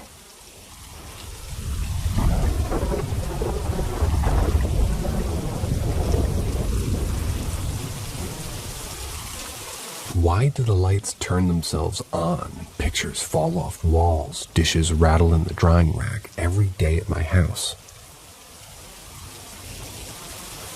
I live with my parents and older brother. I get up for the day around 12 or 1 a.m. every day. No one else gets up until 7 at the earliest, usually later.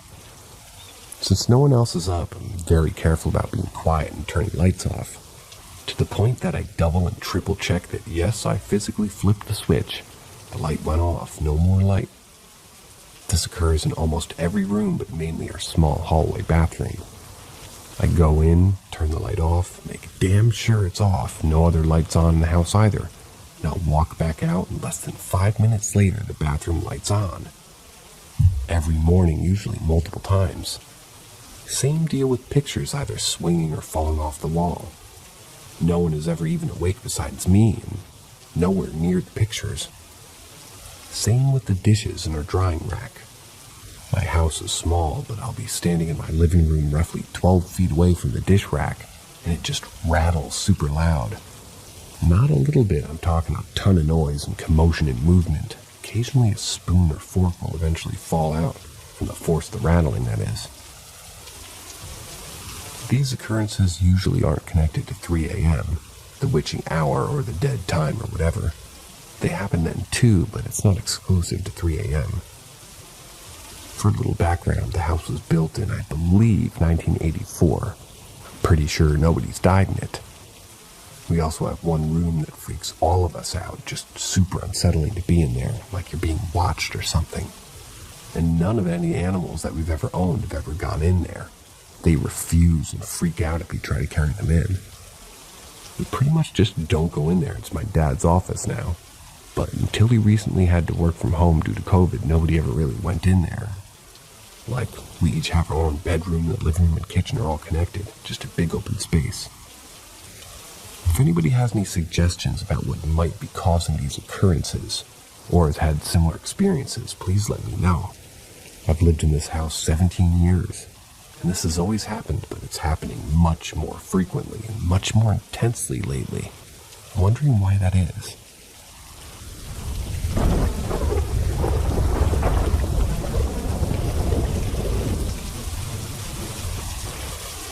Chukshin, mythical Korean toilet ghost. Chukshin was believed to appear as a young virgin with 150 centimeter long hair. The goddess infuriated at her exile to the outhouse by the supreme deity Jeonjuang and kitchen goddess Joang Shin. They were said to spend time by counting all her hair. The goddess was believed to appear in the 3 days containing the number 6. Koreans avoided the outhouse in these 3 days in order to not accidentally provoke her rage. Thus, Koreans held jizas, or rituals, to her in the 6th, 16th, and 26th days in the lunar calendar, or when a shoe or a child fell into the pit toilet. Jizas were also done for her when a pig contracted disease or died, when a prophecy warned of the anger of the goddess, or when the outhouse was built.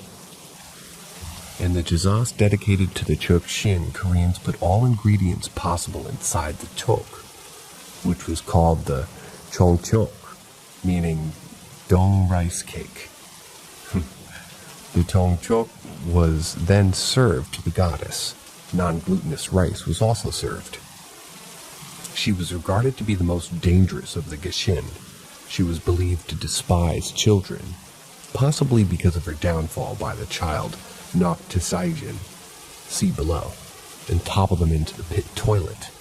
When children fell in the pit, it was believed that they would die before reaching maturity, unless a jesa was done to appease the goddess. If anyone entered the outhouse without coughing 3 times, Chukshin would be believed to use her long hair to attack the intruder. When the hair of Chukshin touched the skin of the intruder's skin grew sick and died, as long with the person apparently. Even a mudang or shaman could not appease the goddess if she attacked a person with her hair. She was believed to embody a strip of cloth or white paper on the outhouse ceiling. She was also believed to be the deity of legal punishment following the orders of the house deity Xiong Shin. No gut or shamanistic rituals were held to dedicate Chuk Shin, unlike the many guts and Bonpulis biographies of deities dedicated to other Kashin. This was because it was believed that Chuk Shin was an evil and malevolent deity, unlike the other Kashin. Because of the conflict of Joang Shin and Chuk Shin, Simonjon Bonpuli, in Korean, it was taboo to bring anyone from the outhouse into the kitchen and vice versa. Bear with me, I am obviously not Korean.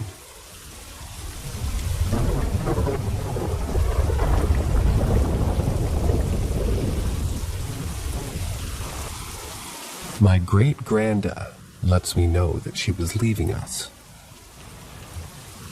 Let me start off by saying that this happened when I was 13 years old. I'm 30 now. My great-grandad was in the beginning stages of Alzheimer's when she came to live with my grandma, her biological daughter, and her son-in-law, my grandpa. I'm very close with both my grandpa and my grandma, and was very close with my great-grandma. I remember being excited when I found that she was coming to live with my grandparents, but I didn't fully understand the reason why. I would see her most every day, and we would be talking and she would forget who I was, or would forget to speak English and start speaking to me in Spanish, which I didn't understand. This is when I was told what was going on in truth. Fast forward a few months, and we were at a diner table. Great-grandma was eating her food, as was everybody else, and out of nowhere she says, "I love you, baby, so much. I'm really gonna miss you when I leave." Of course, we all told her not to say such things, and that she was gonna be all right.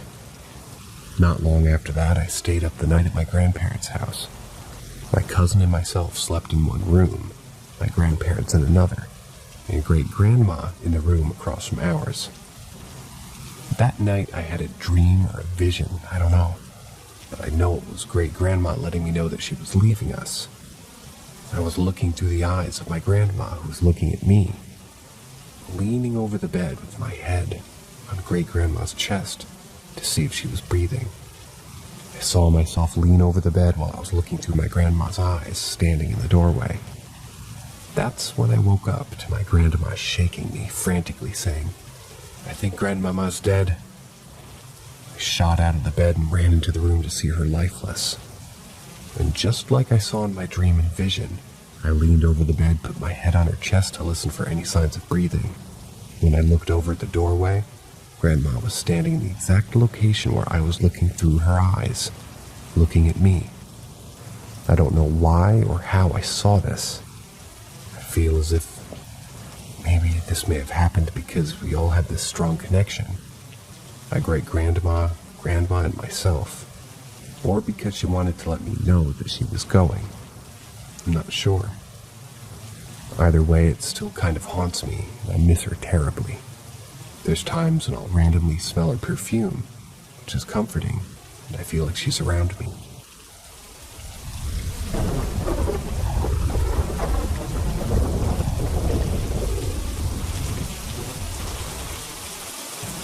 I still don't know what it was.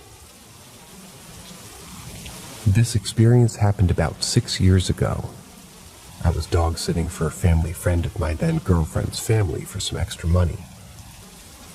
I would go over to their house once in the morning and once in the evening to feed the dog and walk around the backyard on a leash to do its business. It was a smaller dog, one of those that seemed to overcompensate for its size by trying to be big, bad, and scary, barking at everything with no fear. I was doing this for a solid week. On the second to last night I was over there, I was walking the dog in the backyard as usual. It was fairly dark by that time.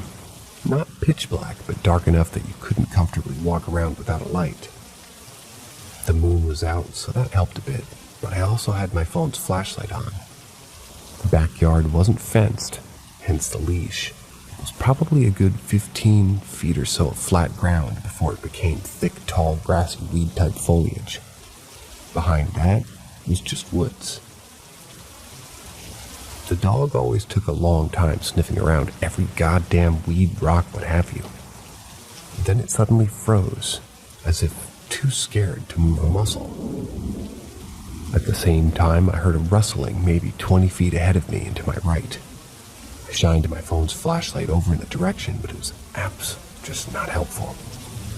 The rustling grew louder, but it didn't sound like it was getting closer to me.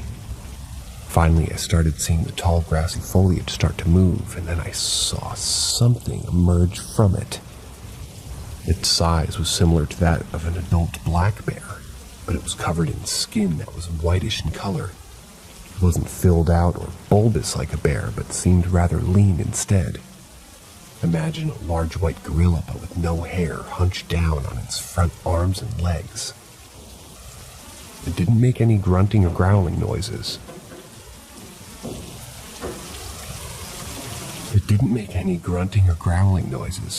And somehow it looked like it was moving in slow motion. The dog, which would normally bark at anything, started to whimper.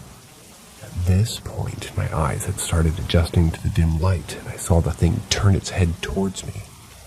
I don't believe it had a face. I ran back to the house with that dog so fast I would have beaten Usain Bolt. The next day I went out with an actual flashlight, but nothing out of the ordinary happened. Except for a flash thunderstorm and a neighbor putting a hole in my wall.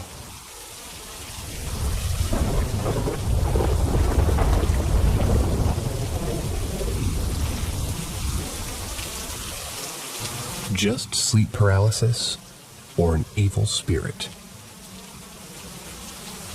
First of all, let me start off by saying I usually don't believe in evil spirits or being haunted by one. However, I absolutely love the subreddit, and I've had such creepy encounters in my sleep that I felt like this is the right place to share them. The past couple of years, 1 or 2 years, I haven't had that good an experience with sleep. I visited a small town in Italy with 2 of my best friends, who happened to be a couple this past summer. Of course, they slept in a double bed, while I slept on a convertible sofa in another room. Our accommodation was, to our surprise, located on top of a mountain, far, far away from the town that we had initially wanted to stay in. I'd say about a 15-20 minute bus ride, and the bus only drove 3 times a day. That was a huge disappointment, but not really part of the story. Since we were located on top of this mountain, right along the main road, where vehicles passed very seldomly, I tended to feel uneasy during the nighttime, especially since I slept alone and we rented a holiday apartment, not a hotel with many other people or something of that sort. The first night only got a little bit of sleep, also poor quality, but that was only because the sofa was a bit uncomfortable. On the second night, however, I woke up once in the middle of the night only to see a tall and slim outline of a person standing right at the foot of my bed, staring at me. Since I was so flustered and still tired, I didn't really process what was happening. I pulled up my blanket over my head and continued sleeping. The next morning I realized what happened. I was petrified. I told my 2 friends at the breakfast table, and of course they called bullshit. I insisted that I knew what I saw, and I persuaded them to let me sleep in their bed for the next night, which was no problem since their bed was huge. Next night rolls around, and my best friend's boyfriend falls asleep relatively quick. However, my bestie and I were still up for 10 to 20 minutes, talking and whispering, trying not to wake our boyfriend up. Then we hear what sounds like somebody putting keys in the front door and entering the hallway. We both were convinced that there was a person in our apartment, walking around the kitchen and living room, where my sofa was located. We both froze and literally thought we were going to die that night. Since I've always had sketchy vibes ever since we first arrived, we woke up to the third party only for him to tell us to go back to sleep, which he did. Next morning, it turns out that there's another family staying in the apartment right beneath us. And a possible explanation would be that they entered their apartment yesterday night, but the both of us genuinely believed that there was somebody in our apartment casually walking around.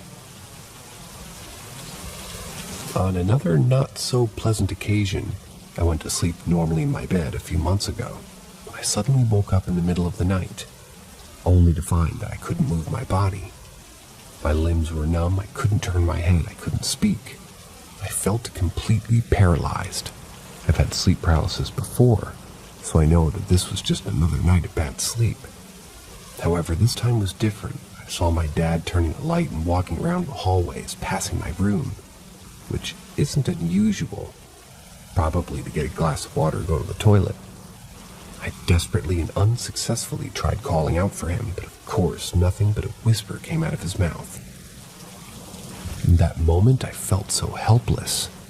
My dad got what he needed, turned off the light and went back to bed. And in the moment he switched off the light, I saw a dark and tiny creature and blob of shadow sitting on my desktop chair and staring at me. I didn't know what it was. I didn't know what it wanted from me. All of a sudden, this shadow jumps up, runs right up to me on the side of my bed, then jumps onto my bed, only to repeatedly hop from one side of my pillow to the other. I felt so scared and terrorized in that moment, but I guess that terror finally woke me up and I could move again. The shadow was gone. I turned on the light and had to walk around my room for a few minutes just to return to reality and collect myself. I've had many similar events to this one, but none were as horrible. After that night, I was afraid to go to bed for a couple of weeks.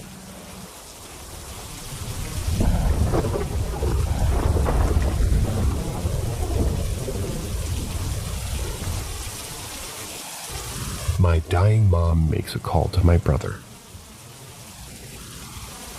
On December 25th, 2021, my mom entered the stage of life called active dying.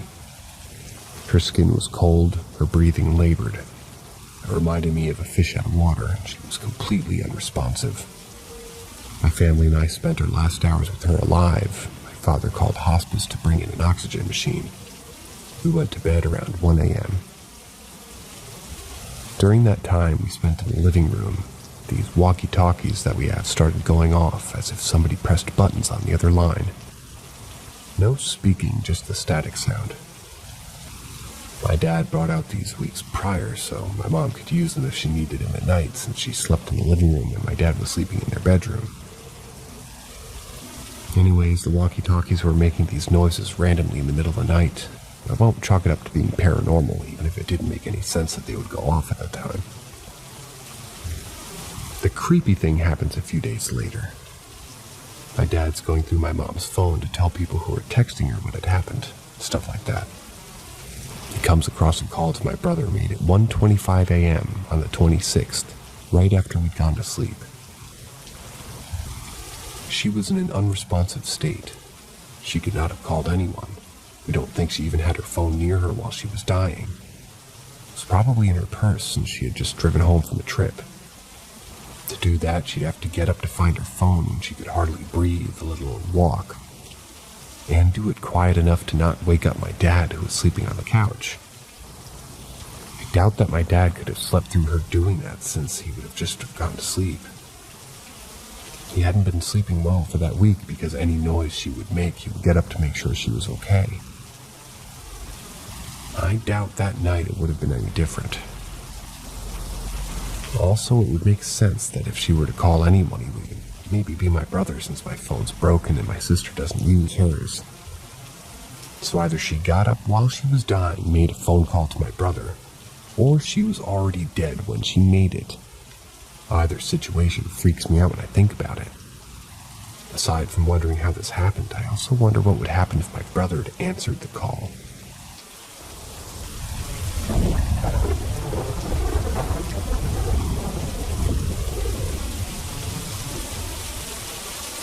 One of my 2 ghost experiences. So as a kid, and just generally growing up in that house until moving away when I was in middle school, I did occasionally from time to time hear voices, where I'd hear the voices varied from the house itself to the garage that was next to the house. I didn't really think much of it until I brought this up to my sister. She told me that she once saw a spirit in the house. She remembers once seeing a reflection of someone in my older brother's bedroom window. This window was on the second floor, so we know for sure that it wasn't just some guy in the distance. She described this reflection as a bearded man in his mid-30s. He had a little bit of a gut, but it wasn't like he was obese. He just seemed a little fat, and his outfit seemed fairly normal. She told me he wore a flannel shirt with jeans, so the spirit just looked like a lumberjack. So after swapping these stories, we decided to go to our parents about this, and let's just say they had something to say about it. So when my parents bought that house, it really needed to be worked on and repaired because the people that used to own it haven't actually lived or just looked after it in a very long time. So they actually worked on repairing the house for the first year that they got it. My parents weren't all on their own when they were working on the house. They had a friend that was the exact physical description. And when we asked what happened to this guy, my parents told both of us that he actually hung himself in the garage when they were close to being finished with fixing the house.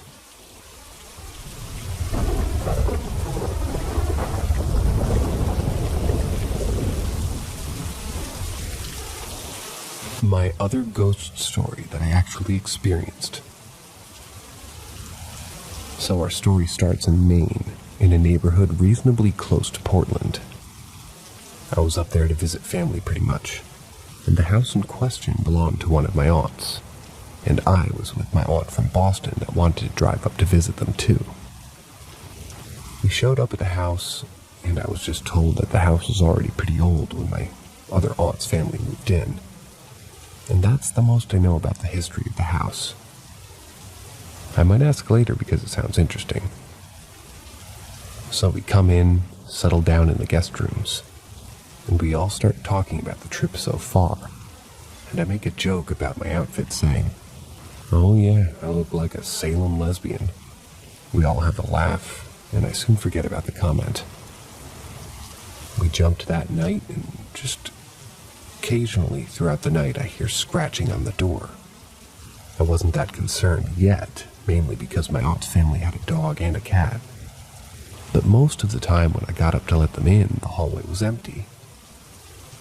Now at first, I wasn't worried. I was used to hearing scratches before the trip because I just have a generally needy cat. So to clear my mind before bed, I decided to take a shower. Though when I got out of the shower and I settled in, I heard my cousin walk to the bathroom and loudly say, "Ah, damn, forgot to turn off the light." And from that moment, I knew something was up. Next night, pretty normal, though I did still keep hearing the scratching. So I decided to go down the stairs to grab a glass of water. But as soon as I was going to head back into the room, I heard a very clear yet feminine, "You're not allowed to do that," in my ear. And after a moment of confusion, I was kind of just happy I was leaving the next day.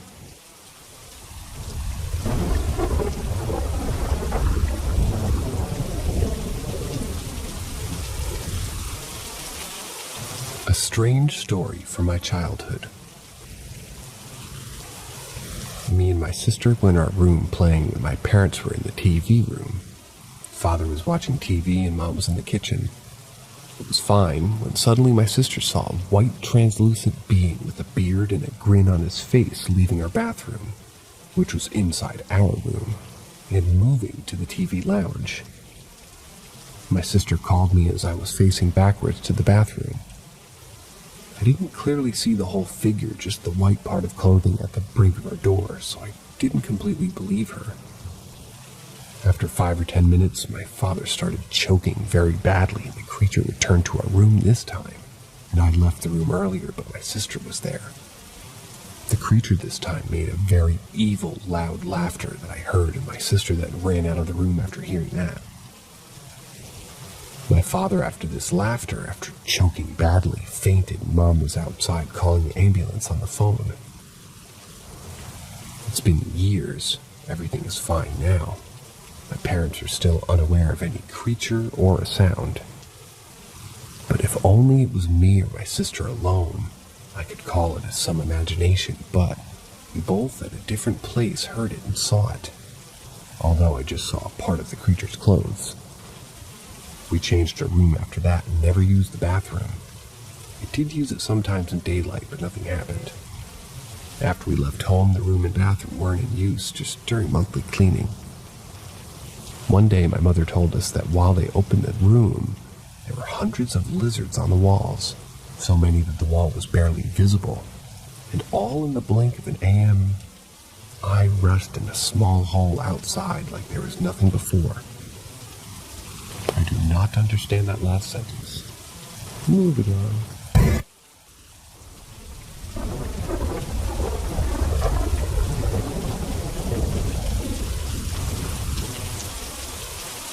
Things I can't explain. While growing up, there were things that I'd seen that could be in a horror movie. In elementary school, my friends and myself saw a dead cat. And it looked like a dog got a hold of it, so we buried it in the backyard. The next day, what did we see? Same cat in ravaged-looking state, walking by the gate, and it stared menacingly before disappearing, never to be seen again. Could be a coincidence or mistaken identity, so let me explain the other occurrences. There was a door in the dining room that always I repeat, always, was just closed properly, but it always opened by itself. You could slam the door, check the door, lock the door, but it was always open as if somebody slowly entered the room. In high school, I recalled using the desktop in the front room reading after I learned about Nostradamus. After doing so, I showed my older brother and cousin. My brother sat in front of the monitor while my cousin and I were on the side. And suddenly, as we reached the part where it said that his use of the occult led him to predicting his soul would go to hell, paraphrasing what I'm seeing here, there was a black disembodied arm that lay rest on the table. And in shock, my cousin and myself said, "Did you see that?" Then without initially, at the same time, we said the arm and decided to close the website. This is confusing. Now, as we get deeper into things that happened, there was a friend of my brother who needed a place to stay, so she was invited in for a while.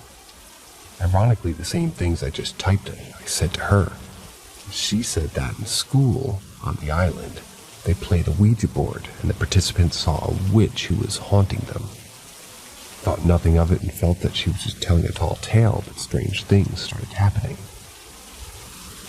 I can't say if it was the house I lived in or maybe something that was up with me, but when she came, it was as if her energy, I could feel it. It started with me hearing voices similar to relatives who in fact was not there at 3 a.m. in the morning, to seeing more things like shadow figures and evil spirits. I often told people, if I see a spirit, it has a slight white while being translucent, but I always saw a full figure with details. Then suddenly I'm being bothered by a presence when I'm by myself. It was like a deep growling, like some sort of beast in my ear, and I always have to break free, and it leads to insomnia. My sister and myself even saw it while my mother was in the kitchen cooking a large thing, and I'll do my best to describe it. You can describe it, but I don't know if I understand what you're saying. It was huge, at least 6 foot, walked on hooves, bulky wax-looking skin and a face with hair that reminded me of the predator. It got really bad to the point where I had to get prayed over and anointed with oil. That night, after the prayers, as I lay in bed, the thing came to bother me, but it slammed up against a barrier that was solid white. I found peace. For a while, that is. I apologize, no disrespect. It's just written very crazily.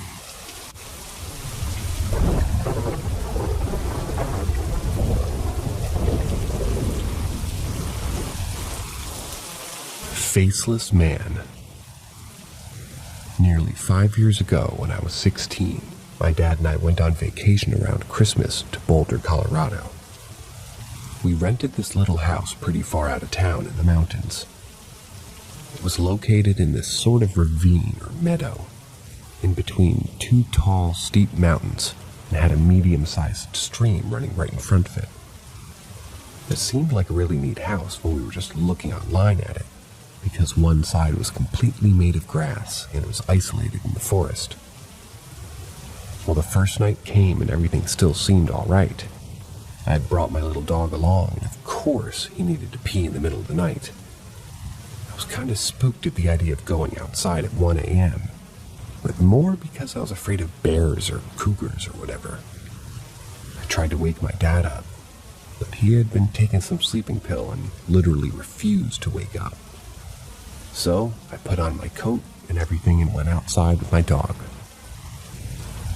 I had a high-powered flashlight, and as I was walking out of the yard, sort of scanning the light along the edge of the valley, I saw something across the creek that I wasn't expecting.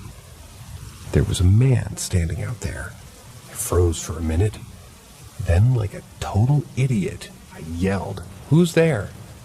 I really just thought it may have been, I don't know, in the moment I thought it was like a night ice fisherman.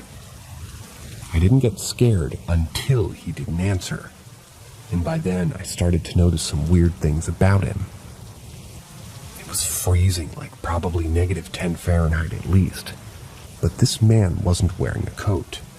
It was like I couldn't see any details about him, almost like he was a solid shadow.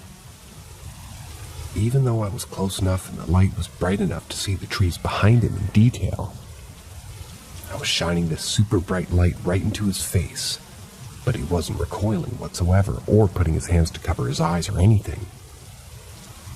Also, the longer I looked at him, the weirder he seemed. He didn't seem to be moving at all, like not even shifting his shoulders to breathe or anything. He looked to be average height and build, but the other weird thing, at first I thought he was wearing a face mask, like the kind of people wear when they go skiing. But this mask covered his entire head, as if the entire face was one smooth black surface. He was certainly facing me, though. I was not looking at him from the back. The longer I stood there, the more scared I got until I sprinted back inside, yanking my little dog behind me. I could still clearly see him through the glass side of the house, and I was very alarmed to see that he had swiveled. He had sort of smoothly tracked my movement into the house, but it didn't seem like he had moved his feet or anything. I ran upstairs and tried again to wake up my dad. I told him that there was a man standing outside the house. He sort of shuffled over to the window, saw him, but said it was probably a druggie and went back to sleep. I probably should have called 911, but my dad didn't seem concerned. I thought he would get mad if I caused a stir about it, so I didn't do anything. I did watch the man, though, all night. The man stood in the exact same place for hours, never moving, not even seeming to breathe. He didn't seem fazed whatsoever by the extreme temperature. He just seemed to stare right at me, and I stared back. At one point, I looked away. When I came back to the window, I was shocked to see that he was gone. An odd movement grabbed my attention, though. This is the bit that I find the hardest to describe or explain. He seemed to be glitching. He was behind a big tree, so I couldn't really make out a lot. But over and over, I kept seeing his arm and leg come out from behind the tree and smoothly slide back to a normal standing position. It really looked like a video game character glitching, but in real life. At some point I dozed off, and when the sun came up he had disappeared. It was such a bizarre experience, I wasn't sure if it was real. It just didn't seem like the quintessential ghost or Slender Man or whatever. So I don't know what to really make of it. My dad reconfirmed, though, the next day that he'd definitely seen the man, so at least wasn't hallucinating. I also walked across the bridge to where the man was standing, in the day of course. There were not any footprints or any other confirming evidence that the man was there at all. It continues to be one of the most significant paranormal experiences I've ever had. I did try to take photos during the event as well. I also photographed the entire property. When I got home, the SIM card was corrupted, quote-unquote, and all the footage was lost. I don't know if that was just bad luck or part of the experience. But I never had a problem with my camera before and never had a single problem like that since. Additionally, the house that we rented has been taken down from every single house renting website, so I can't find any trace of it. Even when I reverse searched the single image of the house that I'd saved on my computer before the trip,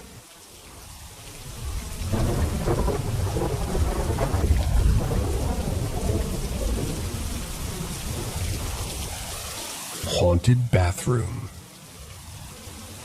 I've lived in the same house since I was 4, and I'm currently 20.